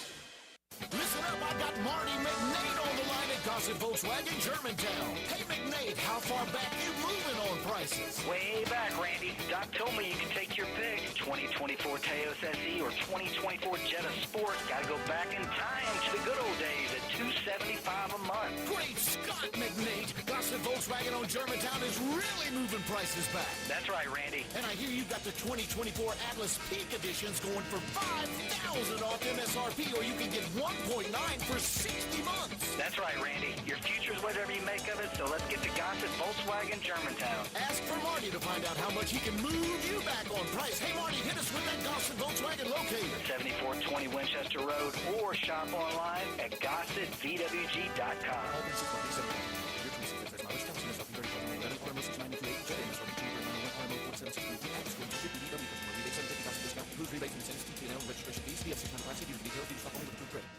Genesis Diamonds is opening up the vault with our largest GIA Diamond event ever. Starting Saturday for a limited time, all our GIA Diamond engagement rings are down 20%. That's 20% below Genesis' already unbeatable price. This means you can buy like a dealer buys with deep discounts on over $10 million in stunning diamond rings.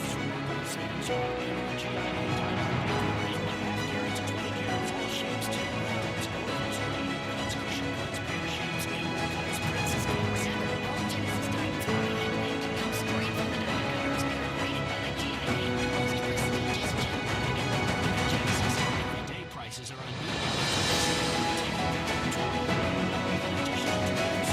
Don't miss this chance to save like never before. This means you can buy like a dealer buys starting Saturday for a limited time. Exclusively at Genesis Diamonds.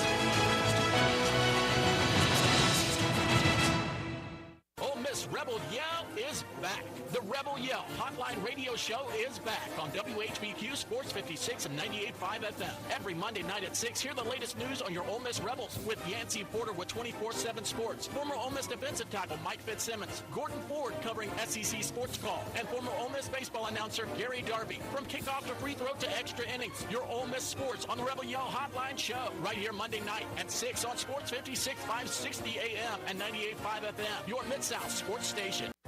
Now back to Sportstime on Sports 56 and 98.5 FM. Here once again are Brett Norsworthy and Brian Davis.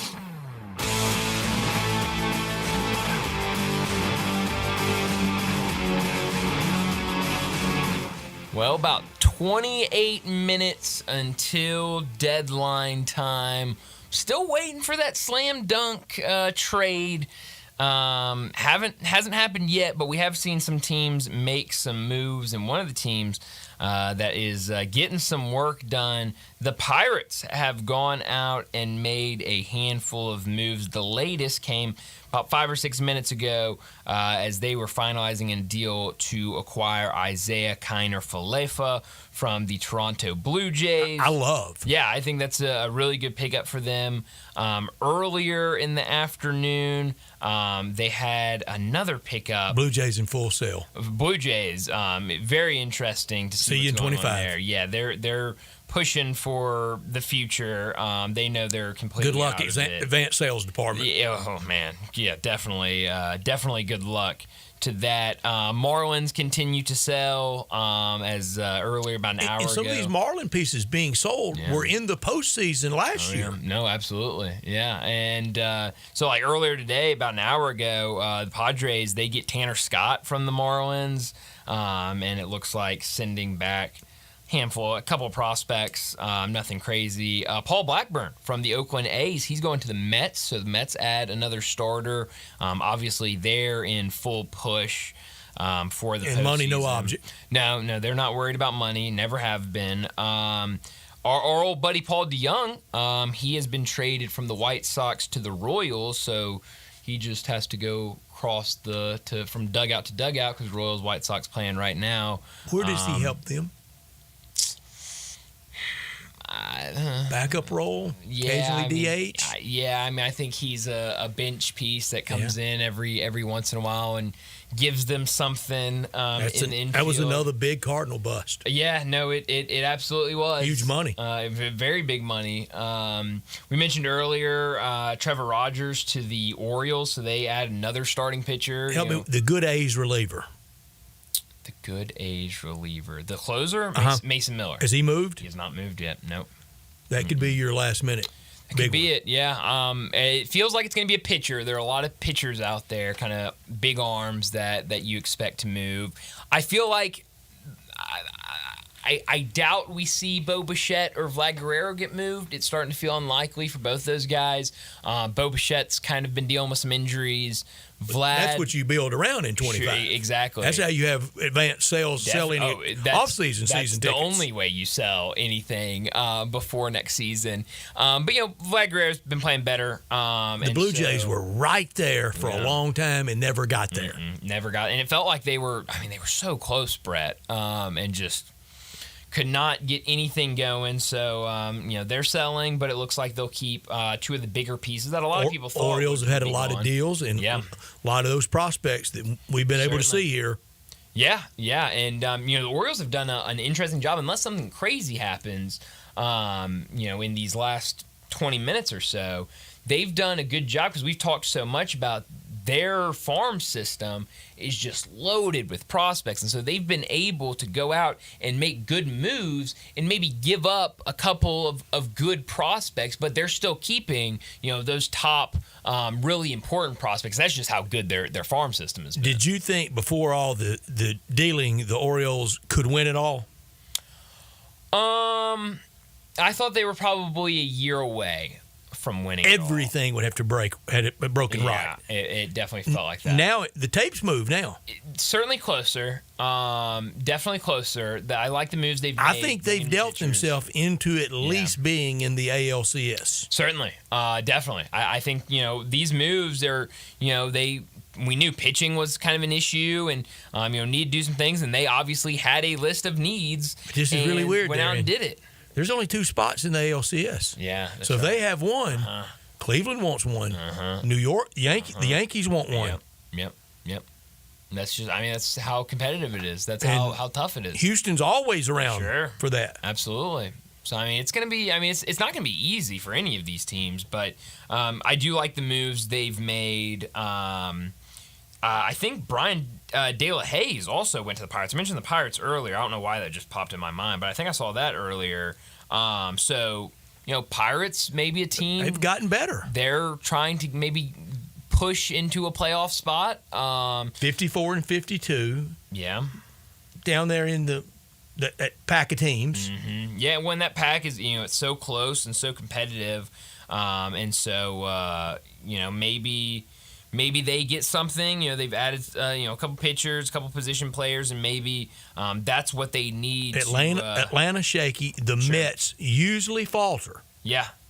No, you're right about that. But I like what the Mets have done. It seems like they have been they're hot, they're cold, they're hot. They go on a big win streak, and so maybe not. Maybe that hurts them late. But yeah, Brian De La Cruz was traded from Miami to Pittsburgh, another one of those Pittsburgh trades. So, you're seeing both those teams. Miami has made it very clear that they are selling, and everybody's gone. And on the other side, kind of out of nowhere, Pirates going out there and starting to be buyers at the deadline. Centerpiece star in Skeens. Oh, yeah. And building with other players. That shortstop. Sure. Yeah. And it's the division of shortstops. It absolutely is. And so I really like these 2 moves they made. I'm not sure both these guys, Isaiah Kiner-Falefa or De La Cruz, what the control is like for both of them. I'm sure longer than this season, and so it's good moves for Pittsburgh because maybe you get in there this year, maybe you make that push into a wild card spot, but if not, great, you had a good season, and then next year you're going in with Paul Skeens, who was unbelievable in his first year, not even a full year. You have some other pitchers that have played really well or that pitched really well this season, and now you're starting to put together that team that they could be a scary team in this division next season. Tampa Bay, only 3 out of the last American League wild card, but in full retreat. Yeah, St. it Louis feels like it, yeah. only one out and acting like they're adding. Yeah, and we talked about it yesterday when we saw the Cardinals make a move and kind of, are they going to make any more moves? Will this be enough for the fans? Can we fool them again? Do you think they can? I wasn't. I don't know. Thrilled about it. I mean, as I said last night, a gob of empty seats. Yeah, you're right. Now about Monday that. night, I understand. Sure. Yeah, I mean there are But things. but this is a time, even on it's a Monday night, you don't have that because usually it's a push before back to school. Oh yeah. You usually don't have it's a Monday night until you get into late August games and people are back in school. Yeah. Yeah, so that's definitely a little concerning. But, and the Cardinals have fudged on those attendance numbers. Yeah. Those box score figures may very well be tickets sold, but the old scan count. Yeah, you gotta love. Can I get the Busch Stadium scan count? Yeah, well, it could be a little tough. Don't know if it's Cardinals, as public record as FedEx I don't Forum think is. so. I don't think so. But I'm sure you have. People in there that you can get. They probably don't want to give it if it's not good news. No, definitely not. Speaking of the Cardinals, some Cardinal news. Tommy Pham will be active for tonight's game. He will be wearing number 29, and also Eric Fetty will make his St. Louis Cardinals debut Friday at Wrigley Field against the Cubs. That is going to be a 1:20 afternoon start against the Cubs, so we'll see. So he can sleep in his bed in Chicago. Yeah, that's right. No need to move. Tommy Pham in Chris Carpenter's uniform number. Crazy. Does something to me. Yeah, that's very, very, very strange. But I guess here we are. Also, don't think it should be retired for Chris Carpenter, but maybe not issued to Tommy Pham. Maybe not Tommy Pham. If you're going to issue it to somebody, maybe not Tommy Pham. Also, it was reported a couple hours ago that the Cardinals are planning to promote Michael McGreevy from Memphis to St. Louis. He will start tomorrow night for the Cardinals. They're praying for 5 innings. Oh yeah, they got to get 5 innings from him. We'll see. I don't know how he's done here in Memphis, but I think last time I checked earlier in the year had been pretty good. So we'll see. Do you think? I saw him a time or two, and it was pretty good. Yeah, like a little better than Graceffo. Okay, that's promising. Do you think? I mean, we're now down to 19 minutes. What kind of deals do you think we see, if any, I guess, in this last 19 minutes? Itty bitty. Really? So nothing crazy at this deadline. No. Really good moves though. Like I like a lot of volume. Yes. A B. I'd give it a B at deadline time. It was good. I forget we don't do plus and minuses. Yeah. Yeah, I'd probably give it a B. There were a lot of deals that I've liked. It started early. It didn't all come in kind of one tranche. And it felt like when it started, it was like, oh man, this is building up to be massive. And we never really got to that. But I think good trades. I think good deals. 56 games remain for the Cardinals. Yep. We know 28 and 28 will get you nothing. What do they have to do just to get the 6? Oh, geez. I don't even know because it's so close behind them. I mean, it just feels like everybody's hunting them down. I'd say like 35, maybe. Better win 35. Yeah. And that gets you to 89. That punches something. That'll do something, but I think for sure. Yeah, anything short of that, I get a little. 500 won't get you much. Yeah, 500 will get you nothing. It'll give you absolutely nothing. And it will be an off season of discontent and noise like it's never been. And if it ended up a losing season, again, in 162 game years, the Cardinals have never had back-to-back losing seasons when they play a full 162. Couple strike years and things like that, but not 162. No. And back to 154, yes. Yeah. I mean, but you look, the teams around them, Diamondbacks playing better.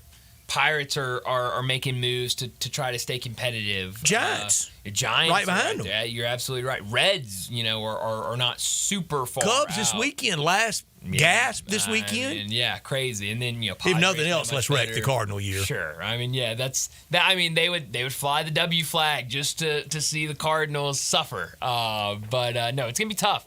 You definitely cannot go 500. I think about 35 games would definitely be some. Maybe that's the goal of get to 35. Take 33. Yeah, I'd get a little antsy with 33, but I think that would be still the 6 and 3 versus 6, and you blink and you missed it. I was about to say, what do you It's get? the with equivalent of that? Dayton. Yeah, yes, it absolutely is. Well, let's go ahead and get to a break, and when we come back, it'll be time for Big Number of the Day.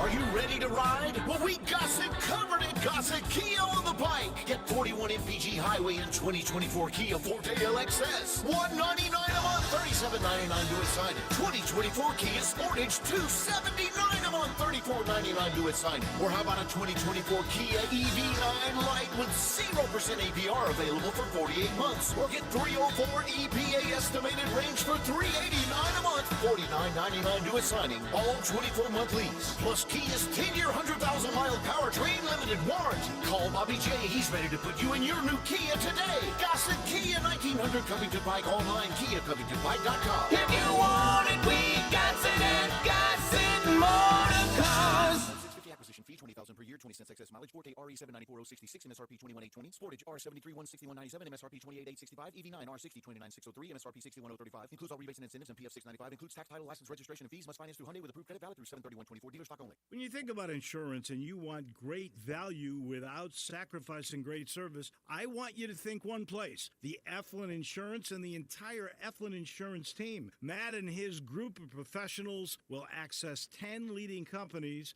to find the right home and auto program that fits your budget and your absolute needs. The Eflin Insurance team, the number 386-GER, 386-4777. Getting engaged is one of life's most spectacular occasions. And when you find your ring at Sissy's Log Cabin, the promise of a lifetime begins with our promise to always provide unmatched quality, superior service, and brilliant natural diamonds. Find your dream engagement ring, wedding bands, and more when you shop Sissy'sLogCabin.com or stop by one of our 6 locations. Begin the rest of your life brilliant. Only at Sissy's Log Cabin, because life's too short for ordinary jewelry.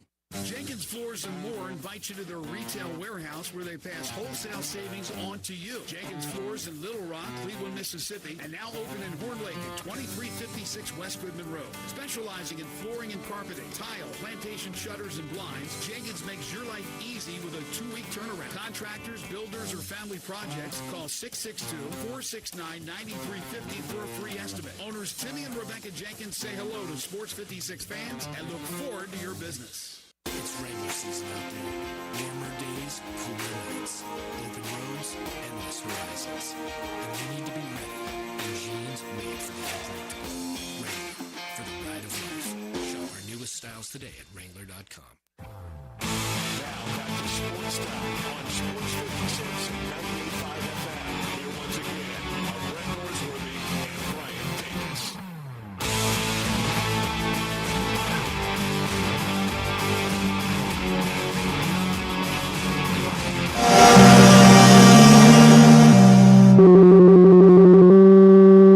Big Daddy. Hello, Big Brown. It's a guy, he wants to be big, then he gets big, he doesn't want to be big anymore, then he gets small, but the suit's too big. Big Daddy. The big boy. You're a big guy. I think she's trying to pull a fast one on Big Daddy. The big number of the day. Well, Brett, I have 2 big numbers. Unfortunately, I spoiled both of them in the first segment because I just got so fired up talking about the Olympics. Both of them have to do with swimming, a match earlier today, the 800-meter freestyle, men's 800-meter freestyle.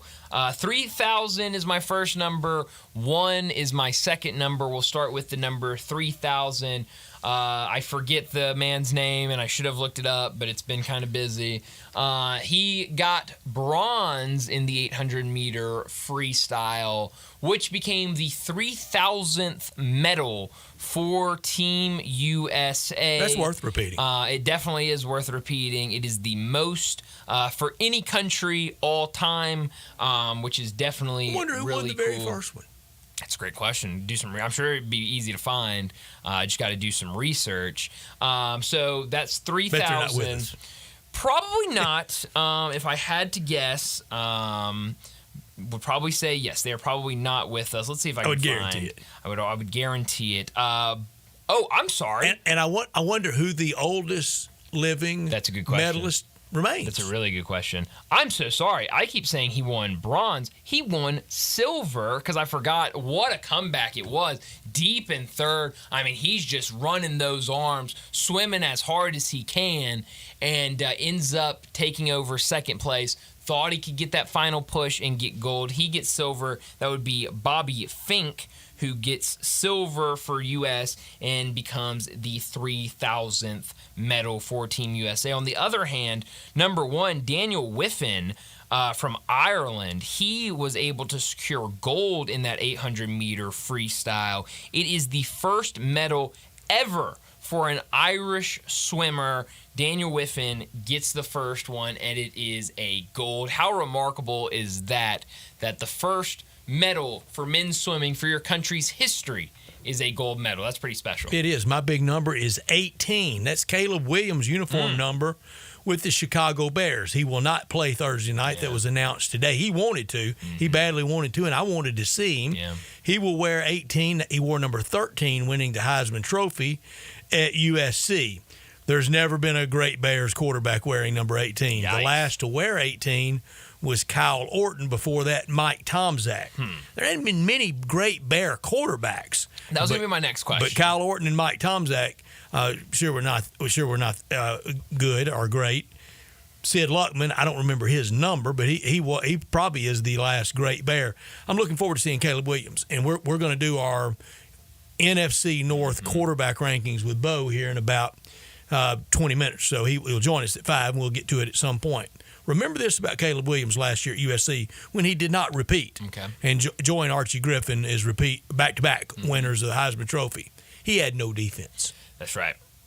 Zero. He did fine. he was great. I mean, there were plenty of games that he was the reason they were in the game to begin with. The year he won the Heisman, the defense wasn't very good. No. He never had a great defense at OU. No.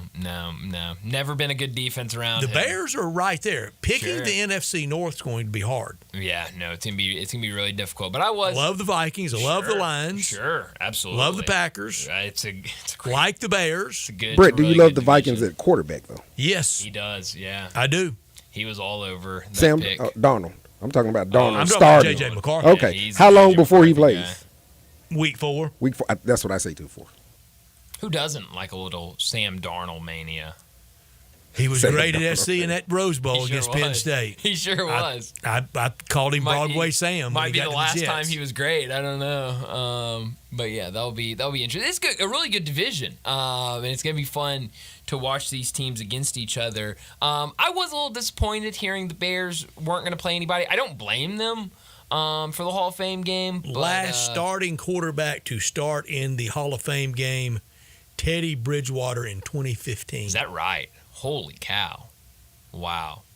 Everybody's scared to do it. Yeah, They're I don't scared to blame play them. anybody. I don't blame them. But at the end of the day, I'll take it however I get it. I mean, I'll watch. Me too. I'll watch practice squad. You know? And by the end of the night, it's just football exactly. talk. 100%. Because none of those people are making the team. No. And so, I'll take it. I like watching football. I also really like Bagent, the backup quarterback for the Bears. I like watching him. They say he's been great. Yeah. Well, and Johnny Radio earlier today was telling me that I guess he said this in an interview, that over the offseason, to stay in shape for football, he would do burpee long jumps for a mile straight. So he would drop down for a burpee, long jump, right back down to a burpee, broad jump, down burpee for a just mile. Up, down? Well, no, I mean, burpee, yeah, kind of. I mean, but you got to go down. You got to jump when you come up. That's at least how I did burpees. And so. That's a new one. Do you want me to demonstrate it for you right now? I will. I'm afraid you could be injured. No, maybe, actually. We don't need a workers' comp. But yeah, it's like you drop down, you kick your legs out, then you got to jump up in the air, and then I guess you broad jump out of And that. I was whining in the last break about being sore just from walking. Yes. What would burpees do to me? They would kill you. Burpees were one of my least favorite things to do. Do you do it the length of the field or? Well, usually you sprints? just do burpees in place. But Tyson Bagent taking it a step further. Taking it on the road. Doing it. Well, Road work. something we would sometimes do is we would you'd sprint. Sound like burpees could make you hurl. Yo, definitely. Maybe we should call them Hurleys. Hurleys, how about that? Dan Hurleys. I would call them kill me's. That's right. We used to do something where you would sprint either 5 or 10, I guess 10 yards, and do a burpee, and then sprint another 10 yards. So every 10 yards you'd get to, you'd do a burpee. But that was not a mile of burpees and broad jumps. So I'm going to ask the public to help me. I asked y'all during the break. Anybody out there, medical, physical therapist, I was trainer, the wrong person to ask that question. help me out with this. And I know the first two answers are 62 and multiple sclerosis. Sure. But why can't I ever work out the soreness? And I walk a lot every day. I can never work out the soreness. I know the first two answers. Yeah. You need some Epsom salt. Take you an Epsom salt bath. No. Darian said you need a massage. Yeah, that may work. I back that one. You gotta get that lactic I get the kinks acid in out. there. Yeah. Burpees look like they hurt. I played baseball, football, and basketball as a youth. I was never tortured like this. Never did burpees. They're not fun. I don't like burpees. No. These look like they hurt. They'll get you in shape though. And we've done some stuff, but this you'll feel it. But you described it. You described it perfectly. It looked like you go down, stretch your legs out, and then you go for it. You got to jump up. Yeah, it's not fun. I think that'd make more than my legs sore. I think so. It would make your entire body sore, no doubt. Oh wow, Brett, we are getting. I mean, it is 4:56. We're just getting news coming out. Was I wrong on Littles? I wouldn't call this blockbuster, but it is a big trade. We'll just start with something that happened when we went to break that we have not been able to mention. Orioles have acquired Eloy Jimenez from the White Sox. So another White Sox out, but really nobody big. 2 years too late. It feels like it. Yeah. But we are learning from Ken Rosenthal, Garrett Crochet will not be traded, sources tell The Athletic. We'll let him sit at home in October. Yeah, I guess so. I guess that's what every other team said. So that's pretty big. And then just a minute ago, Jeff Passan breaking Jack Flaherty to the Dodgers. Well, that's his team. That's where he grew up. It sure is. Pitched at Harvard Westlake. Mm-hmm. That's where he's wanted to be. It absolutely is. And so he'll join his former teammate, Tommy Edman, over there in the Dodgers. And he'll be disappointing there, too. He probably will be. Had to get that in. You did, yeah. Had to go cheap shot, didn't I? You had to. It is what it is. Hey, it was in honor of Tommy Pham. I totally understand. Yeah. Well, we'll see if these last couple of minutes we get anything else, but it looks like trade deadline starting to wind down as that 5 o'clock deadline only a couple minutes away. But we need to wrap up this hour. When we come back, we're going to talk a whole lot of NFL with Bo Marchant. We'll also get to our NFC North quarterbacks and head coaches. We'll do that next on Sports Time.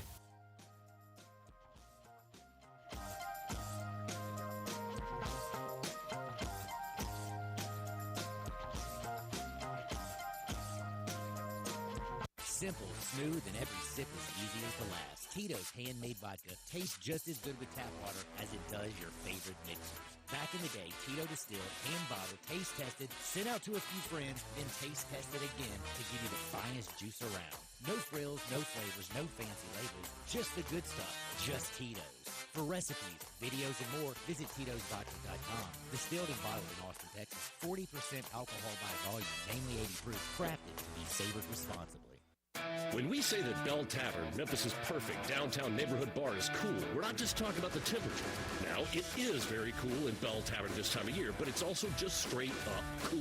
The atmosphere is cool, the employees are cool, and the customers are cool. Bell Tavern isn't for people that feel compelled to act out whether their team is winning or losing. It's for people that act like grown-ups, cool grown-ups. That means if you go to Bell Tavern, you're cool. Lots of people go to big chain sports bars, but you could be one of the people that goes to Bell Tavern. That's cool. You've heard of James Gaddis Jewelers, but have you heard what they've done lately? Everything. A tremendous selection of diamonds and jewels, gold, silver, and much more. Lots of watches, tons of custom-made jewelry, fine gemstones, bracelets, necklaces, so many choices. Romantics will love the one-of-a-kind estate and vintage jewelry. James Gaddis has experts to help you with wedding and engagement rings, plus 2 repair experts for fine watches and jewelry. Layaway and financing available. James Gaddis Jewelers at 4900 Poplar.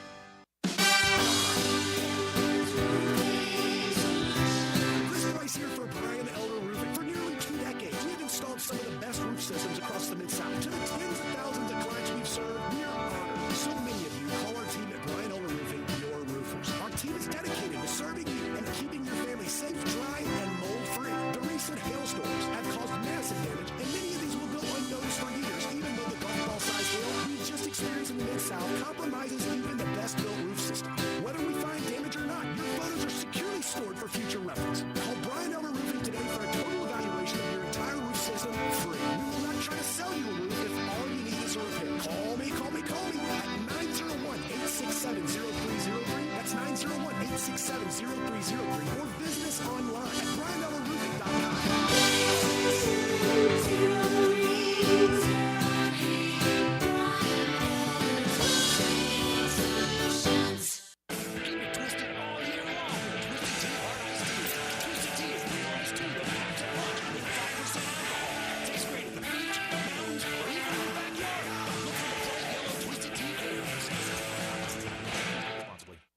Rebel Yell is back. The Rebel Yell Hotline Radio Show is back on WHBQ Sports 56 and 98.5 FM. Every Monday night at 6, hear the latest news on your Ole Miss Rebels with Yancey Porter with 24/7 Sports, former Ole Miss defensive tackle Mike Fitzsimmons, Gordon Ford covering SEC Sports Call, and former Ole Miss baseball announcer Gary Darby. From kickoff to free throw to extra innings, your Ole Miss Sports on the Rebel Yell Hotline Show right here Monday night at 6 on Sports 56, 560 AM and 98.5 FM. Your Mid-South Sports Station.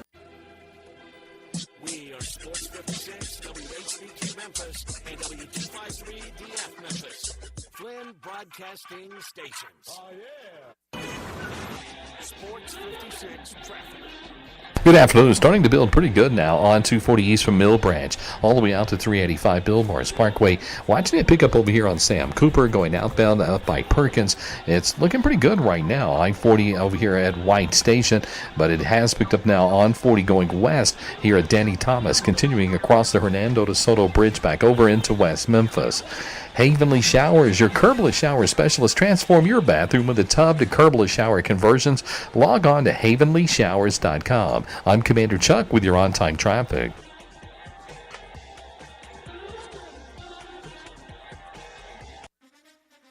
National Football League talk every Tuesday with Bo Marchant, covering the NFL Draft at collegetopro.com and the NFL Draft Bible, covering the Steelers for Sports Illustrated, living and running in Eastern Ohio, and on Twitter X at Bo Marchant. Here's Bo with Bryant and Brett. Bo Marchant joins us now to talk the NFL like he does every single week. We've also got to get to our rankings, NFC North quarterbacks and head coaches. We'll do that a little bit later in this segment. But, Bo, thanks so much for joining us. It's officially Hall of Fame week, Thursday night. We get the game, and I know a lot of people were excited to see Caleb Williams in his first preseason game with the Bears. He will not play. It sounds like most, if not all, of the Bears starters will not play in the Hall of Fame game. Does that bother you at all, or is it just, football's back, I'll take it any way I get? Well, I texted Brett earlier when we were talking, and I said I'm excited. I hope I get to see Caleb Williams Thursday night. But I am totally in favor of any franchise wanting to rest these guys, especially if injuries could derail a season or a career. So, these guys are going to see enough in camp where, especially a guy like Caleb Williams, we don't need to see. And the guys we will see, as I always say, the guys that we will see are fighting for their NFL lives. They're going to do everything necessary to be on the field Thursday night. So it's you won't see the stars, but you could see the making of stars that we might not know of, put it that way. When will we see Caleb Williams? When should we see him? Well, I think, it seems like week 3 or the second preseason game, I should say, is the one that they kind of soup guys up, and then, they get ready for dress rehearsal. So if they use them, you'd have to say week 2 of the preseason. Mm-hmm. And after that, I mean, like I said, by the third preseason game, they're already kind of in the mode of, they know a different direction they're going to go. They know, what pieces they're going to keep for the 53-man roster extended to the practice squad. So I'd say the second preseason game, and if you don't see them then I don't know when the Bears are going to, let them roll out on the field. Yeah, they play the Bengals at home Saturday, August 17th. And I know they're not that concerned with this, but they don't mind it either. Just a cameo Thursday night, what it would do to jersey sales.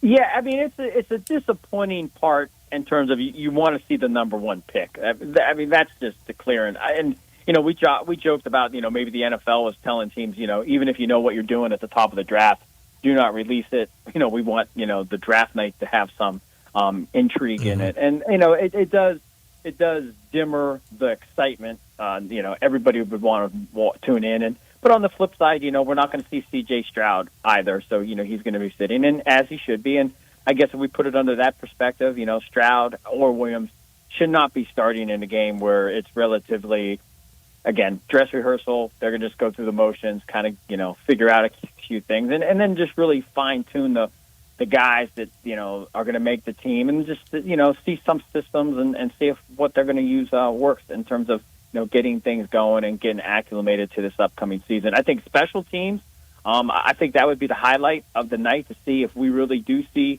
the changes that are supposed to be included with all the makeover of the kickoffs and whatnot. So I think that will be the topic on absent of injuries and crazy stuff. I think that'll be the topic of conversation Friday morning if we saw any significant big plays or lack of in terms of the big changes that they've made to the kickoff coverage. Yeah.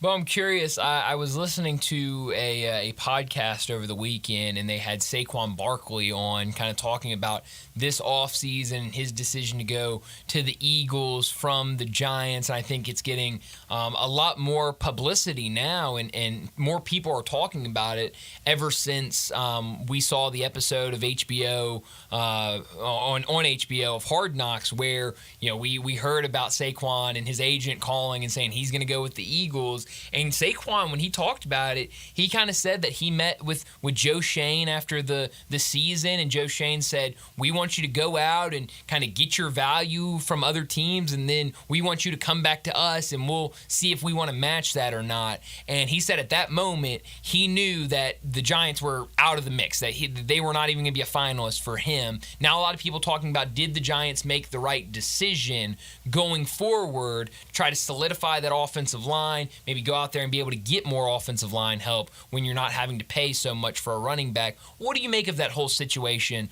with the Giants and Saquon Barkley?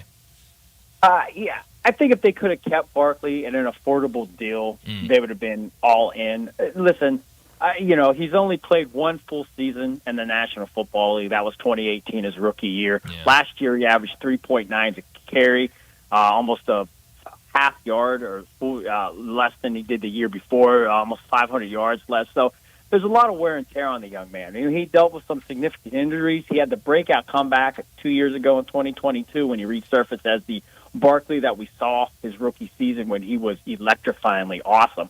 But nonetheless, that's how many years ago? 5-6 years ago? He's going to be, 27? And it's just about a business.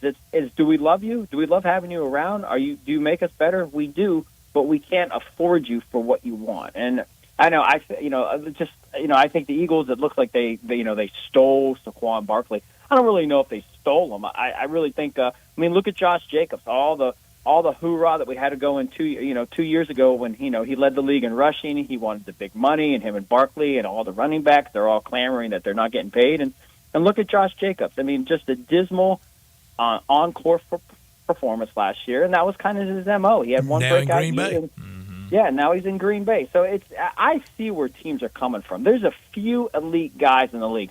Barkley, his first 2 years, absent of the injury, he was the elite guy. I mean, he was the man coming out of Penn State. But we get kind of caught up in that. That's why Odell Beckham continues to get deal after deal after deal. You know, we're just kind of clamoring. Teams even do it. And I think Barkley has a little bit of that residue on him where you think of Barkley at his best is sensational, but you're not getting the sensational Barkley. You're getting a pretty good running back, a pretty good darn running back, but you're not getting the guy that we saw, before 2020. But it's more of the diminishing of the running back position.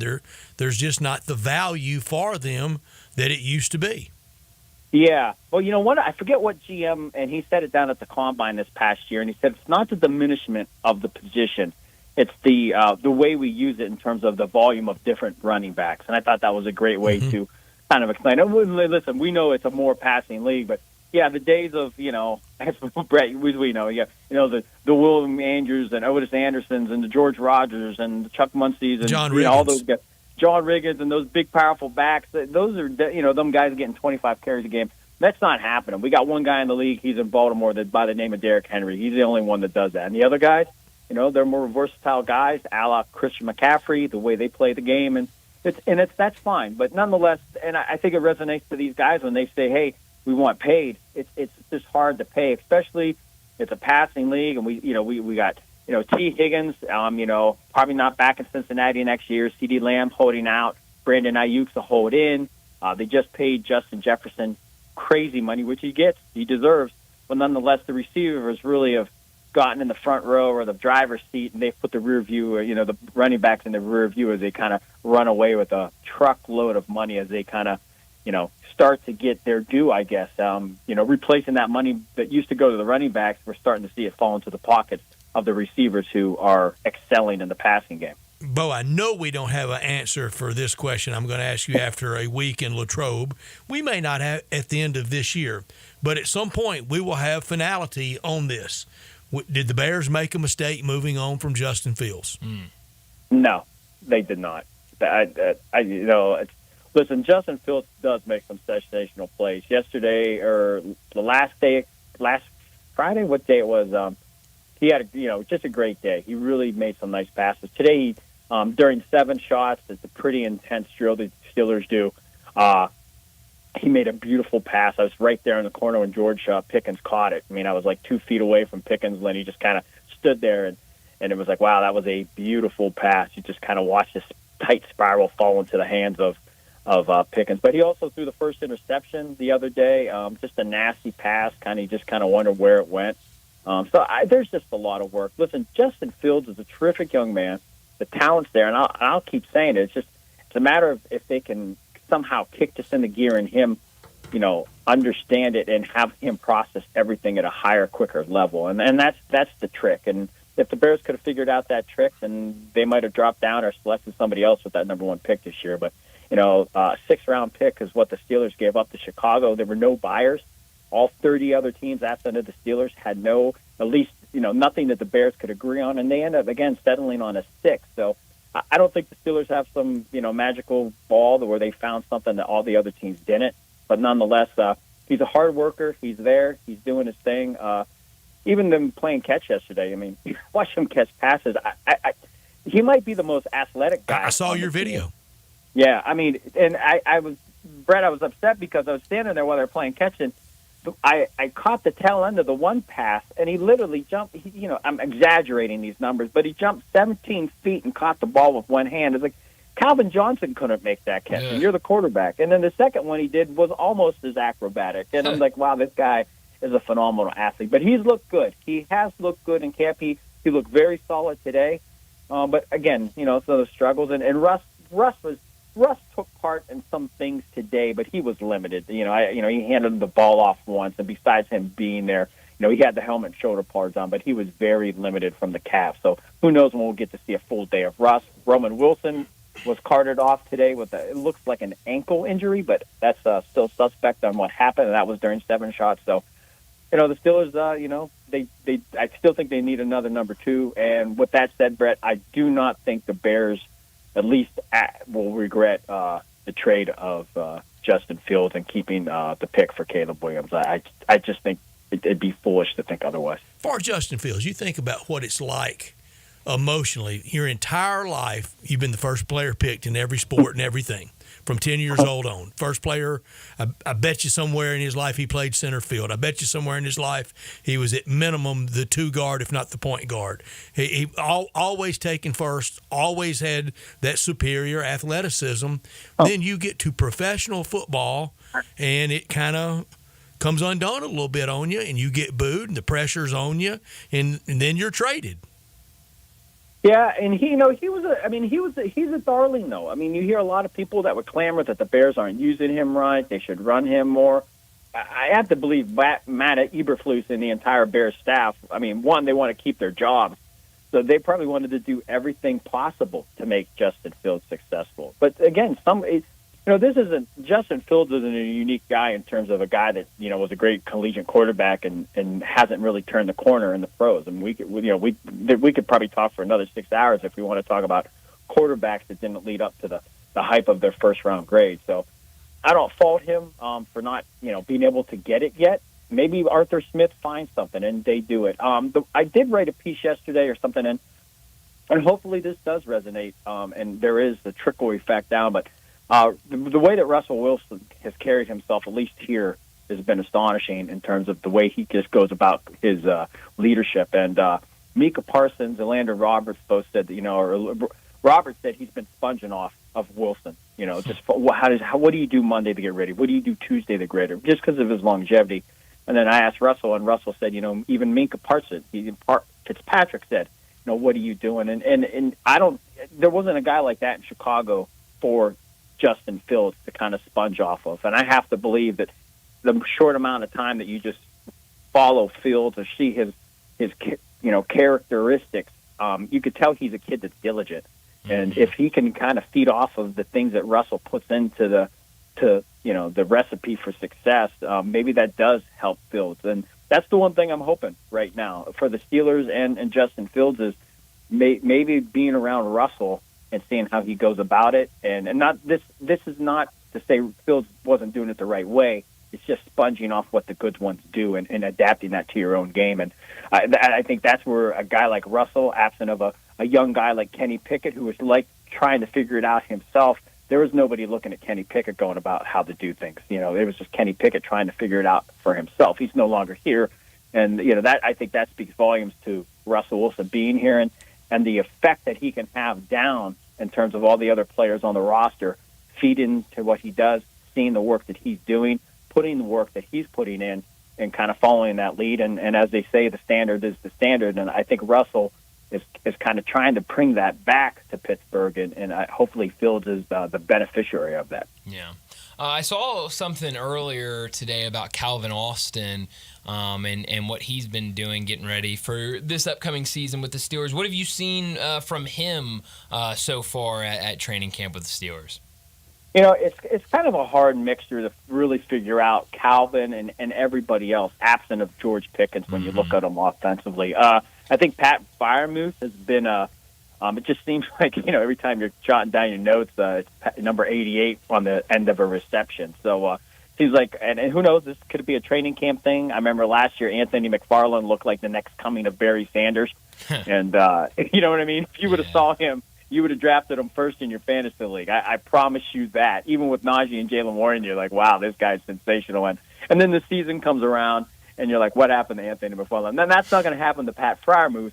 But a heavy dose, it seems like, to the tight ends in this particular offense. And we've kind of saw that last year or the last couple of years with Arthur Smith in Atlanta. So maybe that's a little bit of the change in philosophies there. But for Calvin Austin, those guys are just, you got Calvin Austin, you got Vance Jefferson, Scotty Miller, you got Pickens, and then you just the rotation. There's just not a heavy dose where you really get to see it. But he did catch a really nice deep ball, I think, from Fields the other day, and it was nice to see because everybody loves Calvin Austin, and it was a nice, I think, it was over the head or over the shoulder catch, and he brought down. But it was a significant yards, and that particular day, Fields had 2 long passes. I think one of like 28 or 26 yards, And again, we don't know. We're standing on sideline, so we're counting 5, 10, 15, 20, and one looked about over 50. So that's a pretty long pass, training camp to, heave a ball and have a guy come underneath it. But nonetheless, Phil's had a good day that day. Calvin Austin, possibly here, Bryant, the most popular in the locker room teammate. Oh, yeah. 100%. In this 10-year stretch of 100%. Tiger football. Definitely. Renaissance. Bo Marchant with us, talking all things NFL. He's on our Sissy's Log Cabin guest line. So you're there for the game. You'll get there tomorrow and get to go to the game Thursday. You'll stay for the ceremony on Saturday and the speeches. Some will go really long. Some will be really emotional, and we'll watch and listen to them all. Dwight Freeney, Devin Hester, Andre Johnson, Julius Peppers, Patrick Willis, Randy Gradishar, and Steve McMichael. Of those players, who was your favorite to watch? Oh, who was my favorite to watch? Mine's easy, Patrick Willis, right, Darian? You'd have to probably say Patrick Willis. I have a soft spot for Randy Gradishar because he grew up in Champion, Ohio, which is where my wife grew up, and that's about 20 minutes from my hometown. And he went to Ohio State. Yes, he did. So Randy is just saying, and he was kind of, the Broncos and, and on those orange crush defenses. Right, right. And the outlier go. So I'm excited to just to see him get his dues. But I might have to go with you on that one, Brett. I mean, Patrick Willis, you're talking about just a guy that just That year at Ole Miss with the broken arm, playing in that cast and just out there dealing. Crazy. I mean, he could get more tackles with 2 casts on his arm than all 3 of us. He really could. 6 arms. So that might not say a lot to Patrick Willis, but nonetheless, it just emphasizes he was pretty awesome. We had Gary Myers on yesterday, New York journalist and Hall of Fame voter, and very involved in the Hall of Fame selection. Very defensive class this year. It could be offense next year. Yeah. And now off the top of my head, I do not know. Do we know of any big name guys that are first ballots going into this next session? There's a lot of good debates to be had. Definitely good ones. Okay. Including Eli Manning. Yeah. I'm putting Eli in. I mean, the guy won 2 Super Bowls, and the plays he made specifically helped them to get there. So and rewrote the New York Giant record book. Sure did. He did. And listen, the Giants were never going to be a juggernaut under Coughlin or Eli, but when they both combine and you beat I'll Belichick never forgive Brady. Jerry Reese. I'll never forgive him, Bo. He never did anything to make that team better. And if Plaxico doesn't get in trouble the year he did, I think the Giants would have repeated. It's possible. That defensive front was, so tough, impressive. and you manure. And that was that was the key ingredient. What they were able to do defensively against the Pats and Brady and shut down that offense. JPP blows his hand off. Mm-hmm. Yeah. Crazy. And playing with dynamite on the 4th of July. Come on now. Yeah, but that particular year, remember, even the Giants played. I think it was the last game or second to last game of the undefeated season for the Patriots. And the Giants really took them to task that night, and they lost. 2007. That was the game that they laid the marker down. Mm-hmm. Yep. And then lo and behold, it was a different game in the Super Bowl, but the Titans or the Giants tightened up and did. Listen, I maybe if Matt Ryan won Super Bowls, I'd get again. I think these guys, we're going to see a lot of guys when we look. This guy threw for this guy caught that much, and blah blah blah. To me, Eli is just a Hall of Famer. He is 2 Super Bowls. Everything else, Matt Ryan, the Phillip Rivers. Look at all the guys that we have in the league today. I think they should be in. I think Carson Palmer should be in. I think Vinny Testaverde should be in. I think Boomer Esiason should be in. I think Phil Simms should be in. I give Phil his. I don't know. I'm so.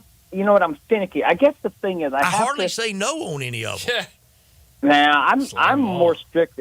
I love seeing guys get in, and when I'm there Saturday of this week, when I'm sitting there, I'm going to tell you every single one of those guys that get up to that podium and they pull off the thing off their bronze thing, and I'm like, yeah, this guy is awesome. Yeah, I'm glad me he's too. here. People said like last year, Zach Thomas. Like, should Zach Thomas get in?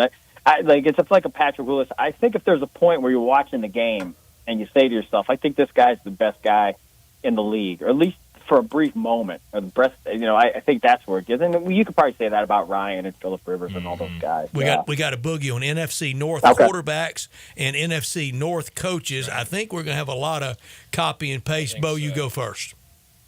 Coaches, I have, and I hate doing this because I like Matt LaFleur, but I got to go with Dave Campbell, Matt LaFleur, Kevin O'Connell, and Matt Eberflus. Copy paste. Yeah, paste. I mean, it's kind of easy. I love Dan Campbell. Over the weekend in the weekend of the hype of Together Again. Together, yeah. Everybody come together again. I love the interview with Dan Campbell. Are we going to do it with quarterbacks? I got Love, Goff, Williams, and then I got Don or McCarthy because who knows what the Vikings are going to do. Did we do it, Brian? We did, and I've got Jared Goff #1. Give me Goff. Oh, how about that? Yes. I kind of like. I mean, why not? He's been to a Super Bowl. He sure has. Wasn't with the Lions. Well, but got still, close last year. He sure did. Goff, Love, Williams, McCarthy. What a difference a year makes. We weren't thinking about Jordan Love a year ago right now, what we're thinking now. Chance. Yeah. We weren't thinking Dan Campbell a year ago. Oh, no. No. You know what was? I was looking at our notes. Campbell went from 4 to the 1 during his time, and then he's entering year 4. Matt Eberflus, despite all the ridicule, 3-14 to 7-10. And then Matt LaFleur, 2 conference championships, a ton of success.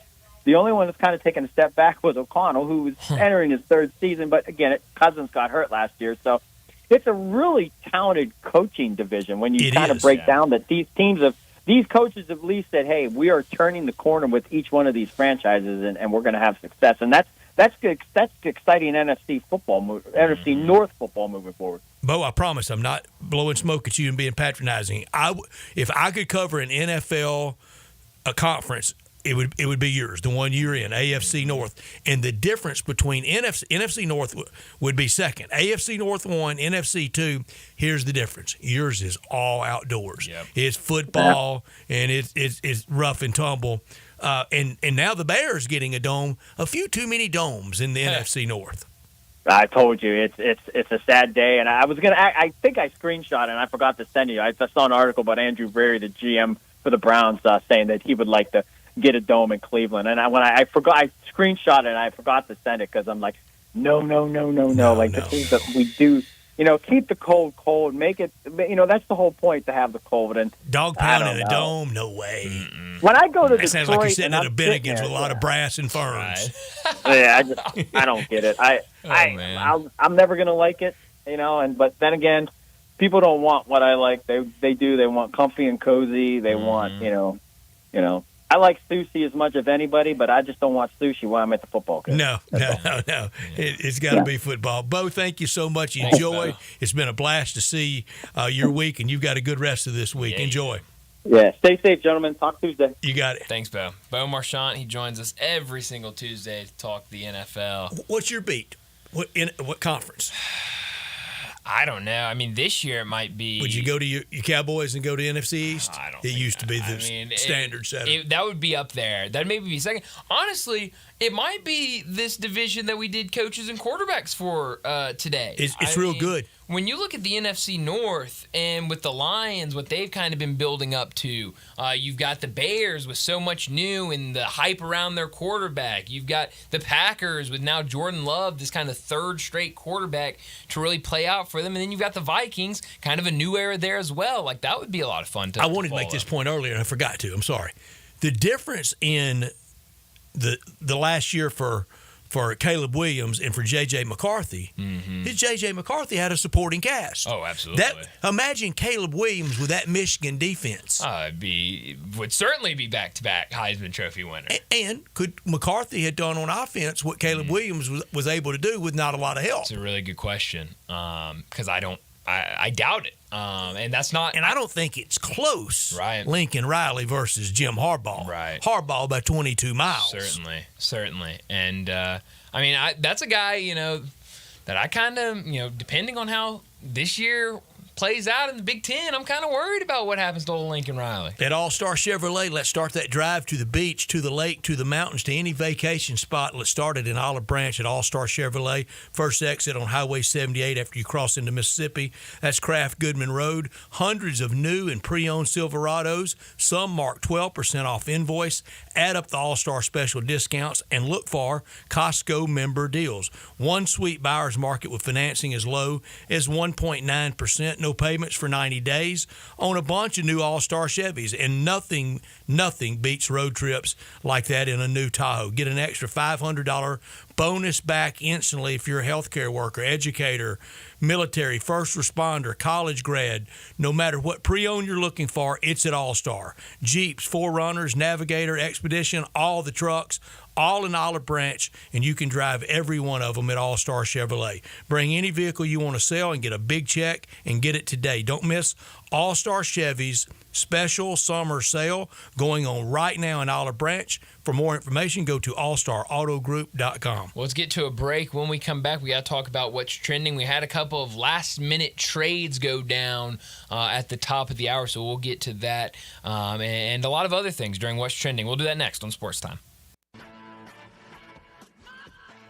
Start your day with Sports 56 Mornings with Greg Gaston and Eli Savoy. Weekday mornings from 7 to 10, right here on Sports 56 and 98.5 FM.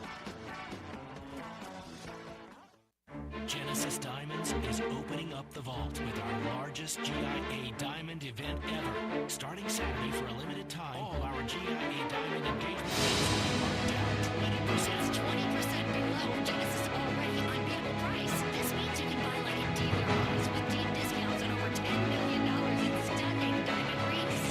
Savings on every GIA diamond ring by half carats, 20 carats, all shapes, 2 rounds, ornaments, ornament cuts, cushion cuts, pear shapes, emerald cuts, princess cuts. All Genesis diamonds are handmade to come straight from the diamond cutters and are rated by the GIA, the most prestigious gem printing in the world. Genesis everyday prices are unbeatable.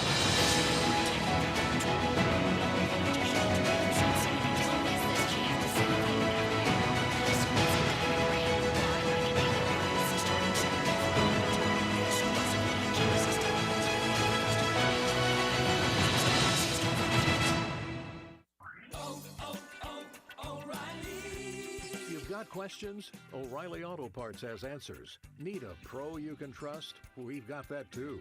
No matter what you need, our professional parts people have the training and expertise to help you do things right. Deep automotive knowledge. Just one part that makes O'Reilly stand apart. The professional parts people. O'Reilly Auto Parts. Hi, folks. Rob Burke for Sunrise Buick GMC Truck. It's our 35th anniversary of Sunrise, and we're celebrating with savings that are bigger than ever. Over 600 new cars and trucks to choose from with huge savings. It's a used car buyer's dream. Check it out at sunrisememphis.com. Hundreds of used cars and trucks with a lot specializing in cars and trucks under $20,000. Bad credit? It's okay. You're approved at Sunrise. Remember, we specialize in secondary financing. New cars and trucks aren't free, but at least they're affordable at the 35th anniversary sale going on now at all Sunrise locations. Coming from Pike Blue Chase and Collierville. Summertime's finally here, and that means it's time to party. Lucky for you, Family Leisure is having a summertime to party sale. Now, what's all included in this party sale? Practically everything. 24-foot above ground pools for as little as $19.99. All ladders, filter systems, and even robotic cleaners are 20% off. Come in and look at all of the in-stock patio furniture Family Leisure has. Plus, it's up to 50% off. Play gyms for the kids, that's $1,000 off. Patio umbrellas, take 20% off. You can get a 4-person hot tub for just under $3,000. We know you're really going to just use it for yourself. Family Leisure has discounted pricing on all in-stock pool toys and floats while the supplies last, so you better get in quick. Plus, Family Leisure has special financing available. Just ask an associate for all the details. Summertime means party time, and Family Leisure is ready for any party. Family Leisure, Whitten Road at I-40, where family and fun all come together. Memphis, the playoffs are back. Come see the PGA Tour's best compete for the trophy, the FedEx St. Jude Championship, August 14th through 18th. Witness the drama as 70 players arrive in Memphis and only 50 move on. Tickets are on sale now at FedExChampionship.com. Sports 56 traffic. Good afternoon. Trying to finish that wreck in the Midtown area on 40 eastbound at Jackson. It jammed it up pretty good. Trying to get out of the Midtown area. Again, filling out paperwork on that wreck 40 east at Jackson. Traffic's increasing on 240 east from Mill Branch all the way out to Bill Morris Parkway there, getting on to 385. Weimer's Jewelry, 7525 Highway 64 is your full-service family-owned jewelry store here in Memphis. I'm Commander Chuck with your on-time traffic.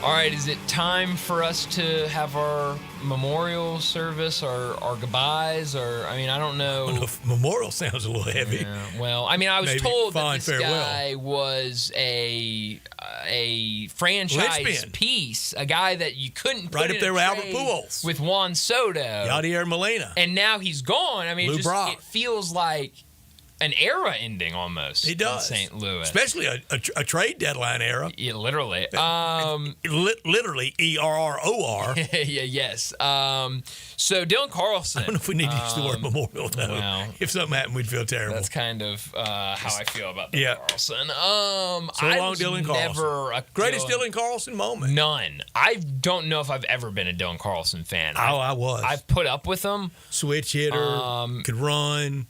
I just never saw the appeal. Like, ball off the bat, he had a beat on. He sure did. But just kind of, I mean, worse than Jack Flaherty. I was about to say kind of like Jack Flaherty, where it's like all this promise. And Worse than Colby Rasmus. Well, we go down a list. I mean, it's worse than a lot. But he goes to the Rays. In return, Cardinals get a pitcher. So, yeah. Did you see what Matt Infield tweeted? Yeah, not a lot of people happy with. No, Matt said he'll be an all-star in 2026 with the Rays. Absolutely. See, I saw a different tweet. There's a lot of those. Yeah, it doesn't seem like many people are a very big fan. I'm trying to Matt find Pauley's post game tonight after another loss. I saw a tweet from Matt Pauley. You talking rough and tumble? Yeah. So Sean Armstrong is who comes back to the Cardinals in that trade, who last year was really good. This year in Durham? No. He's a major guy. He is, okay. Yes, but hadn't been great. Let's see if I can pull up his MLB.com page, and because I think he's hovering around 4 or 5 maybe. And our deals with the Rays through the years, they haven't always played out, Brett, and that kind of goes back to he'll probably be an all-star. The Rosarena. Exactly. Okay, Sean Armstrong this season, 38 games. I don't think a bullpen guy, not making any starts. He is 2-2 with a 5.4 ERA. I couldn't pick him out of a two-man lineup. Last year, though, honestly, couldn't have told you his position. Yeah, well, could you have? No, probably not.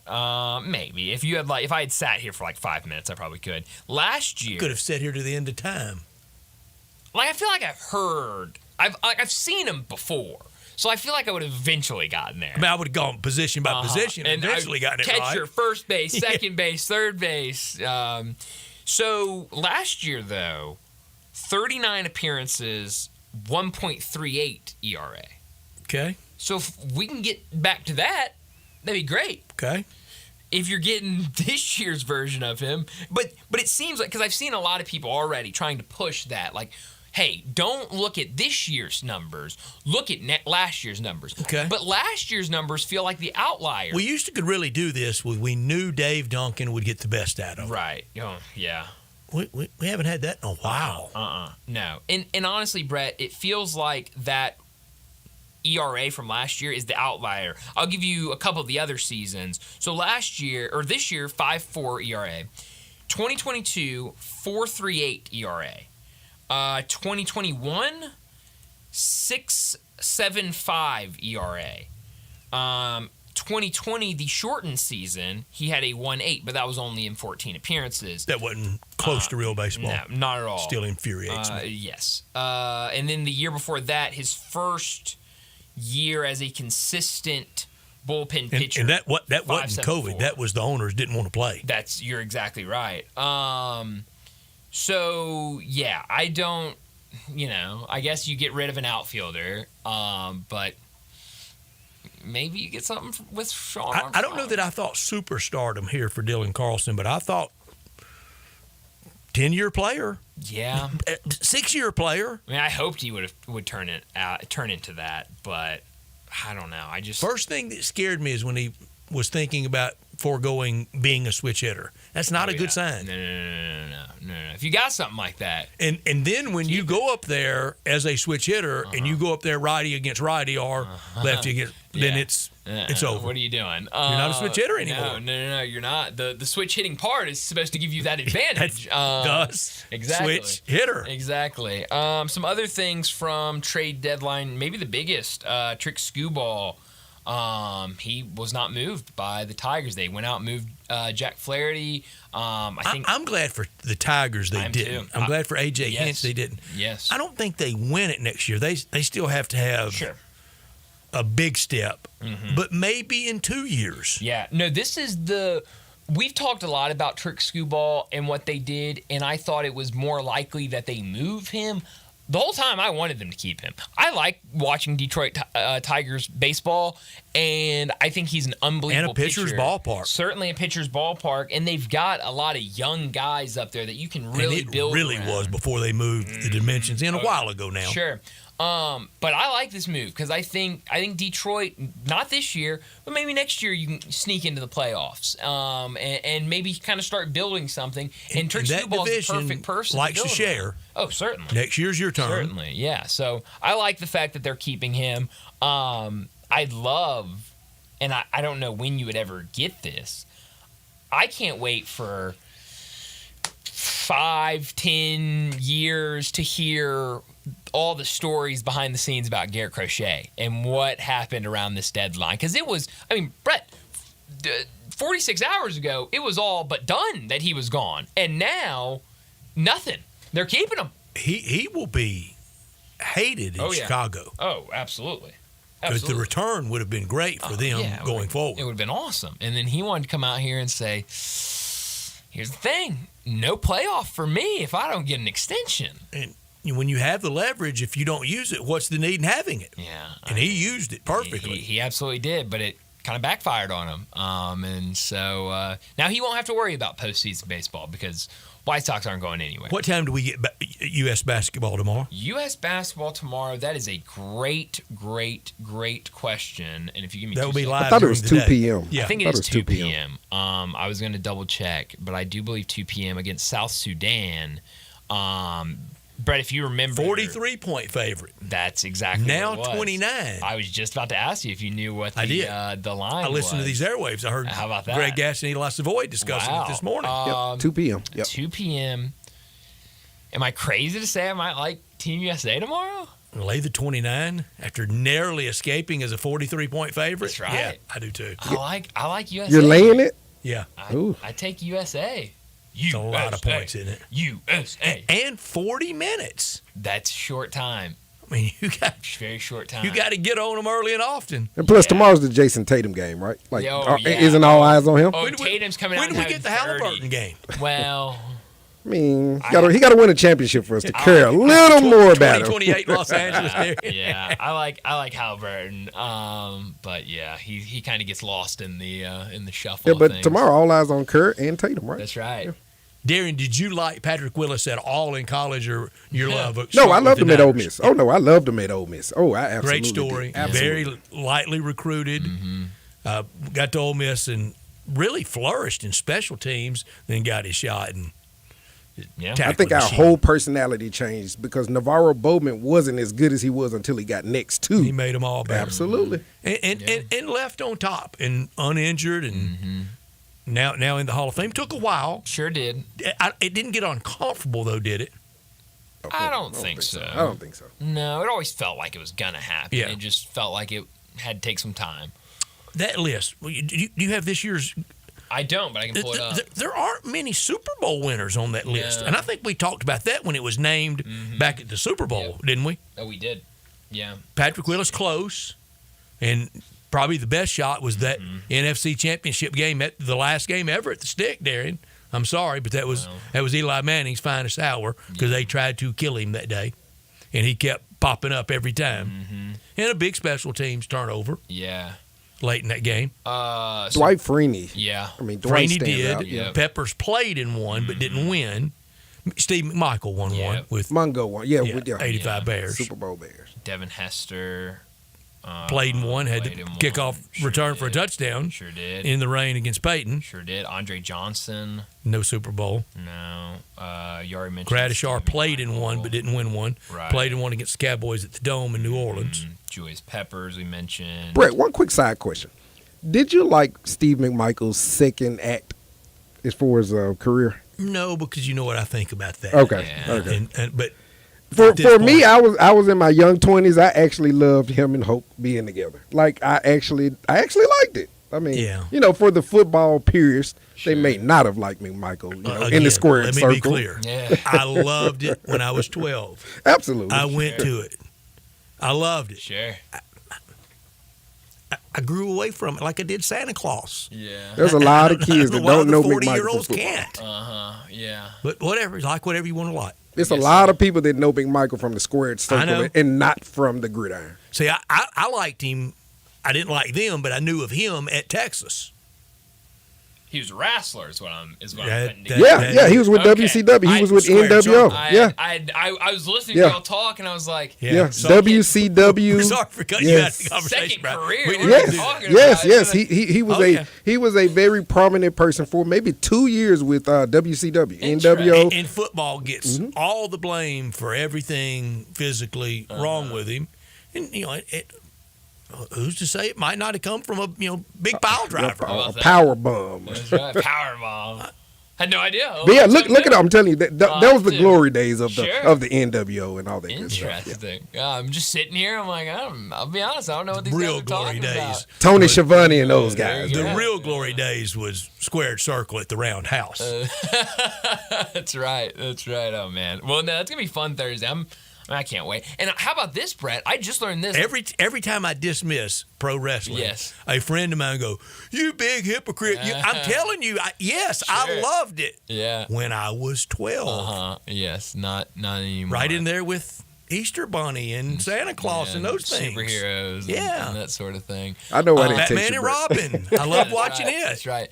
Brett, I learned this, and maybe I should save this for what I learned today. I learned this while we were talking to Bo, and it got me even more fired up for the Hall of Fame game. I did not know, we've got the off-season Hard Knocks going on right now with the New York Giants. I did not know we were getting a traditional Hard Knocks as well with the Chicago Bears. How about that? I mean, and they just dropped the trailer. Every Turner's a Hard Knocks. I mean, we're going to have every single week of the year Hard Knocks. I love that. So that'll be fun to keep up with. Gets me excited to see this team on Thursday. I like the 85 Bears and Steve McMichael. Sure. And now, Dan Hampton's in the Hall of Fame, Richard Dent's in the Hall of Fame, Mike Singletary's in the Hall of Fame. Yeah. The running back, Walter Payton. Well, of course, the coach, offensive side. The coach was when he was the coach. He was already in the Hall of Fame. They may have an offensive lineman from those years in the Hall. Jimbo Covert may be. I don't know what. Yeah. But no wide. There wasn't a team of wide receivers. And sure wasn't a team of quarterbacks. Right. Yeah. Well, Willie Gault is not in, right? Willie Gault. No, he's not because he was limited by McMahon. Wasn't great. Okay. He was good at times, and could give you something. Well, let's go ahead and get to our final break of the day. When we come back, we'll wrap up today's show with Crunch Time. Be sure to follow us at Sports56 WHBQ on Twitter, Facebook, Instagram, and YouTube to watch live video of our shows. Stay up to date with station events and have chances to win prizes. Don't miss out on anything that's going on. Follow us at Sports56 WHBQ. This Sports 56 traffic report is brought to you by Luttrell Belting. They keep you moving. Welcome to the Rendezvous. This is John Vergas. When my dad started the Rendezvous in 1948, I don't think anyone could have imagined we'd still be serving shoulder, cheese plates, and our world-famous dry rub ribs 75 years later. But we are still here in the basement, in an alley in downtown Memphis. we sincerely thank you for making the Rendezvous what it is today. Charlie Vergas Rendezvous, a legendary experience for over 75 years, whether you dine in, pick up, or ship across the country. It's the season for fun, sun, and savings at the Volkswagen Savvy Summer Sales Event. Going on now at Gossett Volkswagen on the Pike, and I've got Jason, the main man Marshall, on the phone to give you the lowdown. Randy, I've got the 2024 Taos SE, $299 a month, 36 miles per gallon on the highway. 2024 Atlas Peak Editions, $5,000 off or just 0.9% APR for 60 months. And the new 2024 Tiguan, $3,000 off or just 1.9% APR for 60 months. And the list of savings goes on and on at Gossett Volkswagen on Covenant Pike. And remember, no reasonable offer will be refused. Summer fun has begun. Ask for Jason, the main man Marshall at Gossett Volkswagen, 1875 Covington Pike, or online at GossettVWMemphis.com. Where we're charging for it and charging less every day.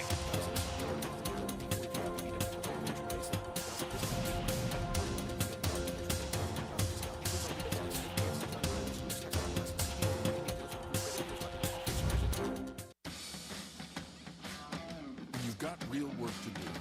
Metal Supermarkets will help you get it done. Fast. We've got a huge variety of metals in stock, and we cut to size. Fast. Bottom line, we get it done fast, so you get it done fast. Doesn't get easier than that. Metal Supermarkets, the convenience stores for metal. Find a store or buy online at metalsupermarkets.com.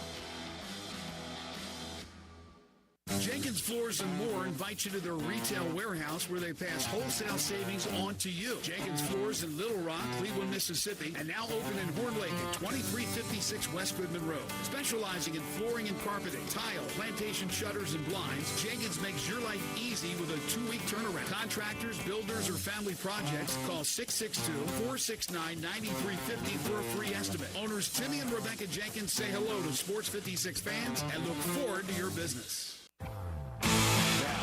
Sportstime on Sports 56 and 98.5 FM. Here once again are Brett Norsworthy and Brian Davis.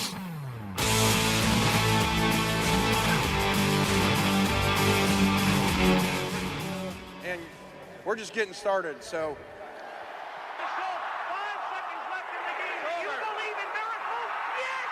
Spanning the globe.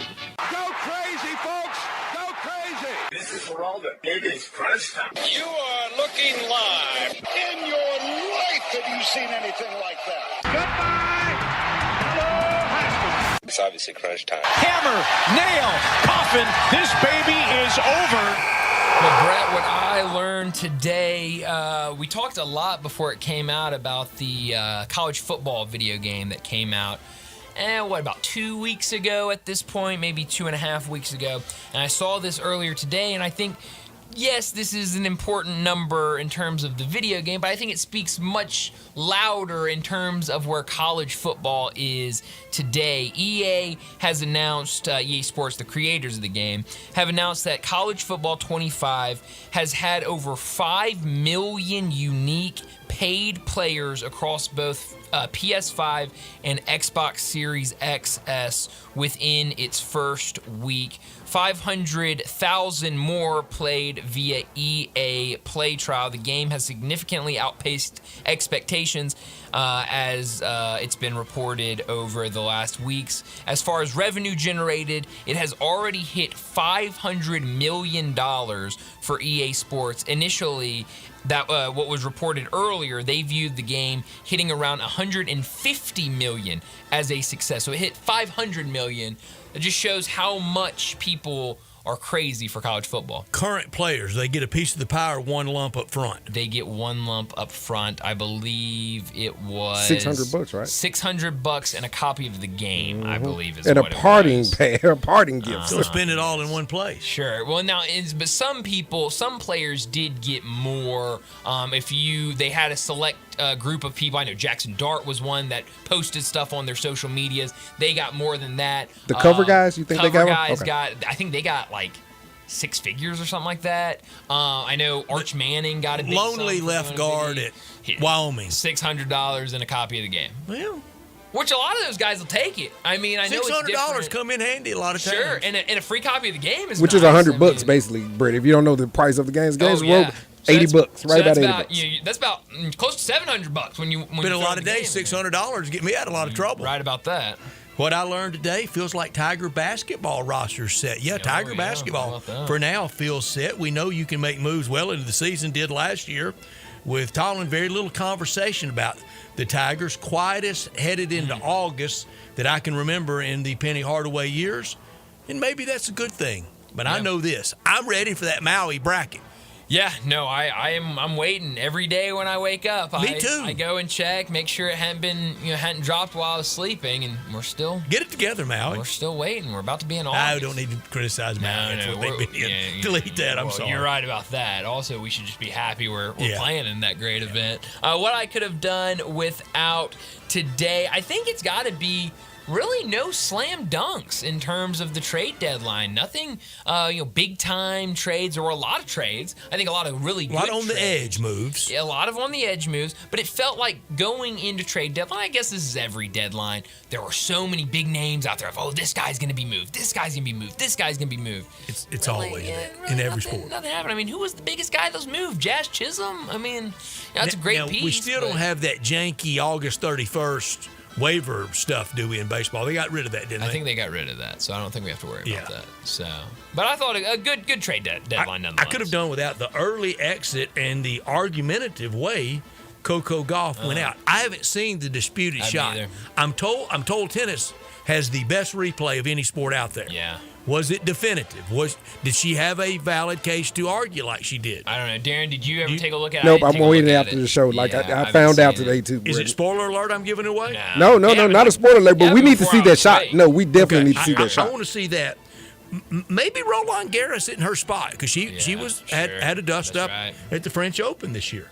Yeah, you might be right about that, but definitely hate that for her. She promised 3 medals. She's got a shot at two now. Yeah, you're absolutely right, and I know she won her doubles match today, so still alive in that. Where are you beaming tonight? St. Louis, Max Scherzer versus Lance Lynn. 3,400 on the nose career strikeouts for Max Scherzer. 2,000 even for Lance Lynn. That could have been my big number of the day. 5,400 Ks tonight between Scherzer, who is 10th all-time, and Lance Lynn. If he gets one tonight, he moves into 87th all-time. How about that? That would be a fun matchup to keep an eye on. Beam me back out to Paris for Olympic coverage tomorrow. Right now, as it stands... you're headed there to go to bed. You're absolutely right. I absolutely am. Going to try to catch some Z's before everything starts back up. USA, 26 total medals, only 4 gold, though. Yankees at Phillies tonight, Mariners at Fenway against the Red Sox, Braves at Brewers, and the Rays have surrendered, and they're only 3 out. Yeah, weird times in Major League Baseball, but it should be a really fun night. All the baseball action. We'll have a lot of coverage of the Olympics, everything that happened earlier today. But that's all the time we have. Enjoy your night. We'll talk to you again tomorrow afternoon. Memphis Public Links has so much going on right now. Audubon is right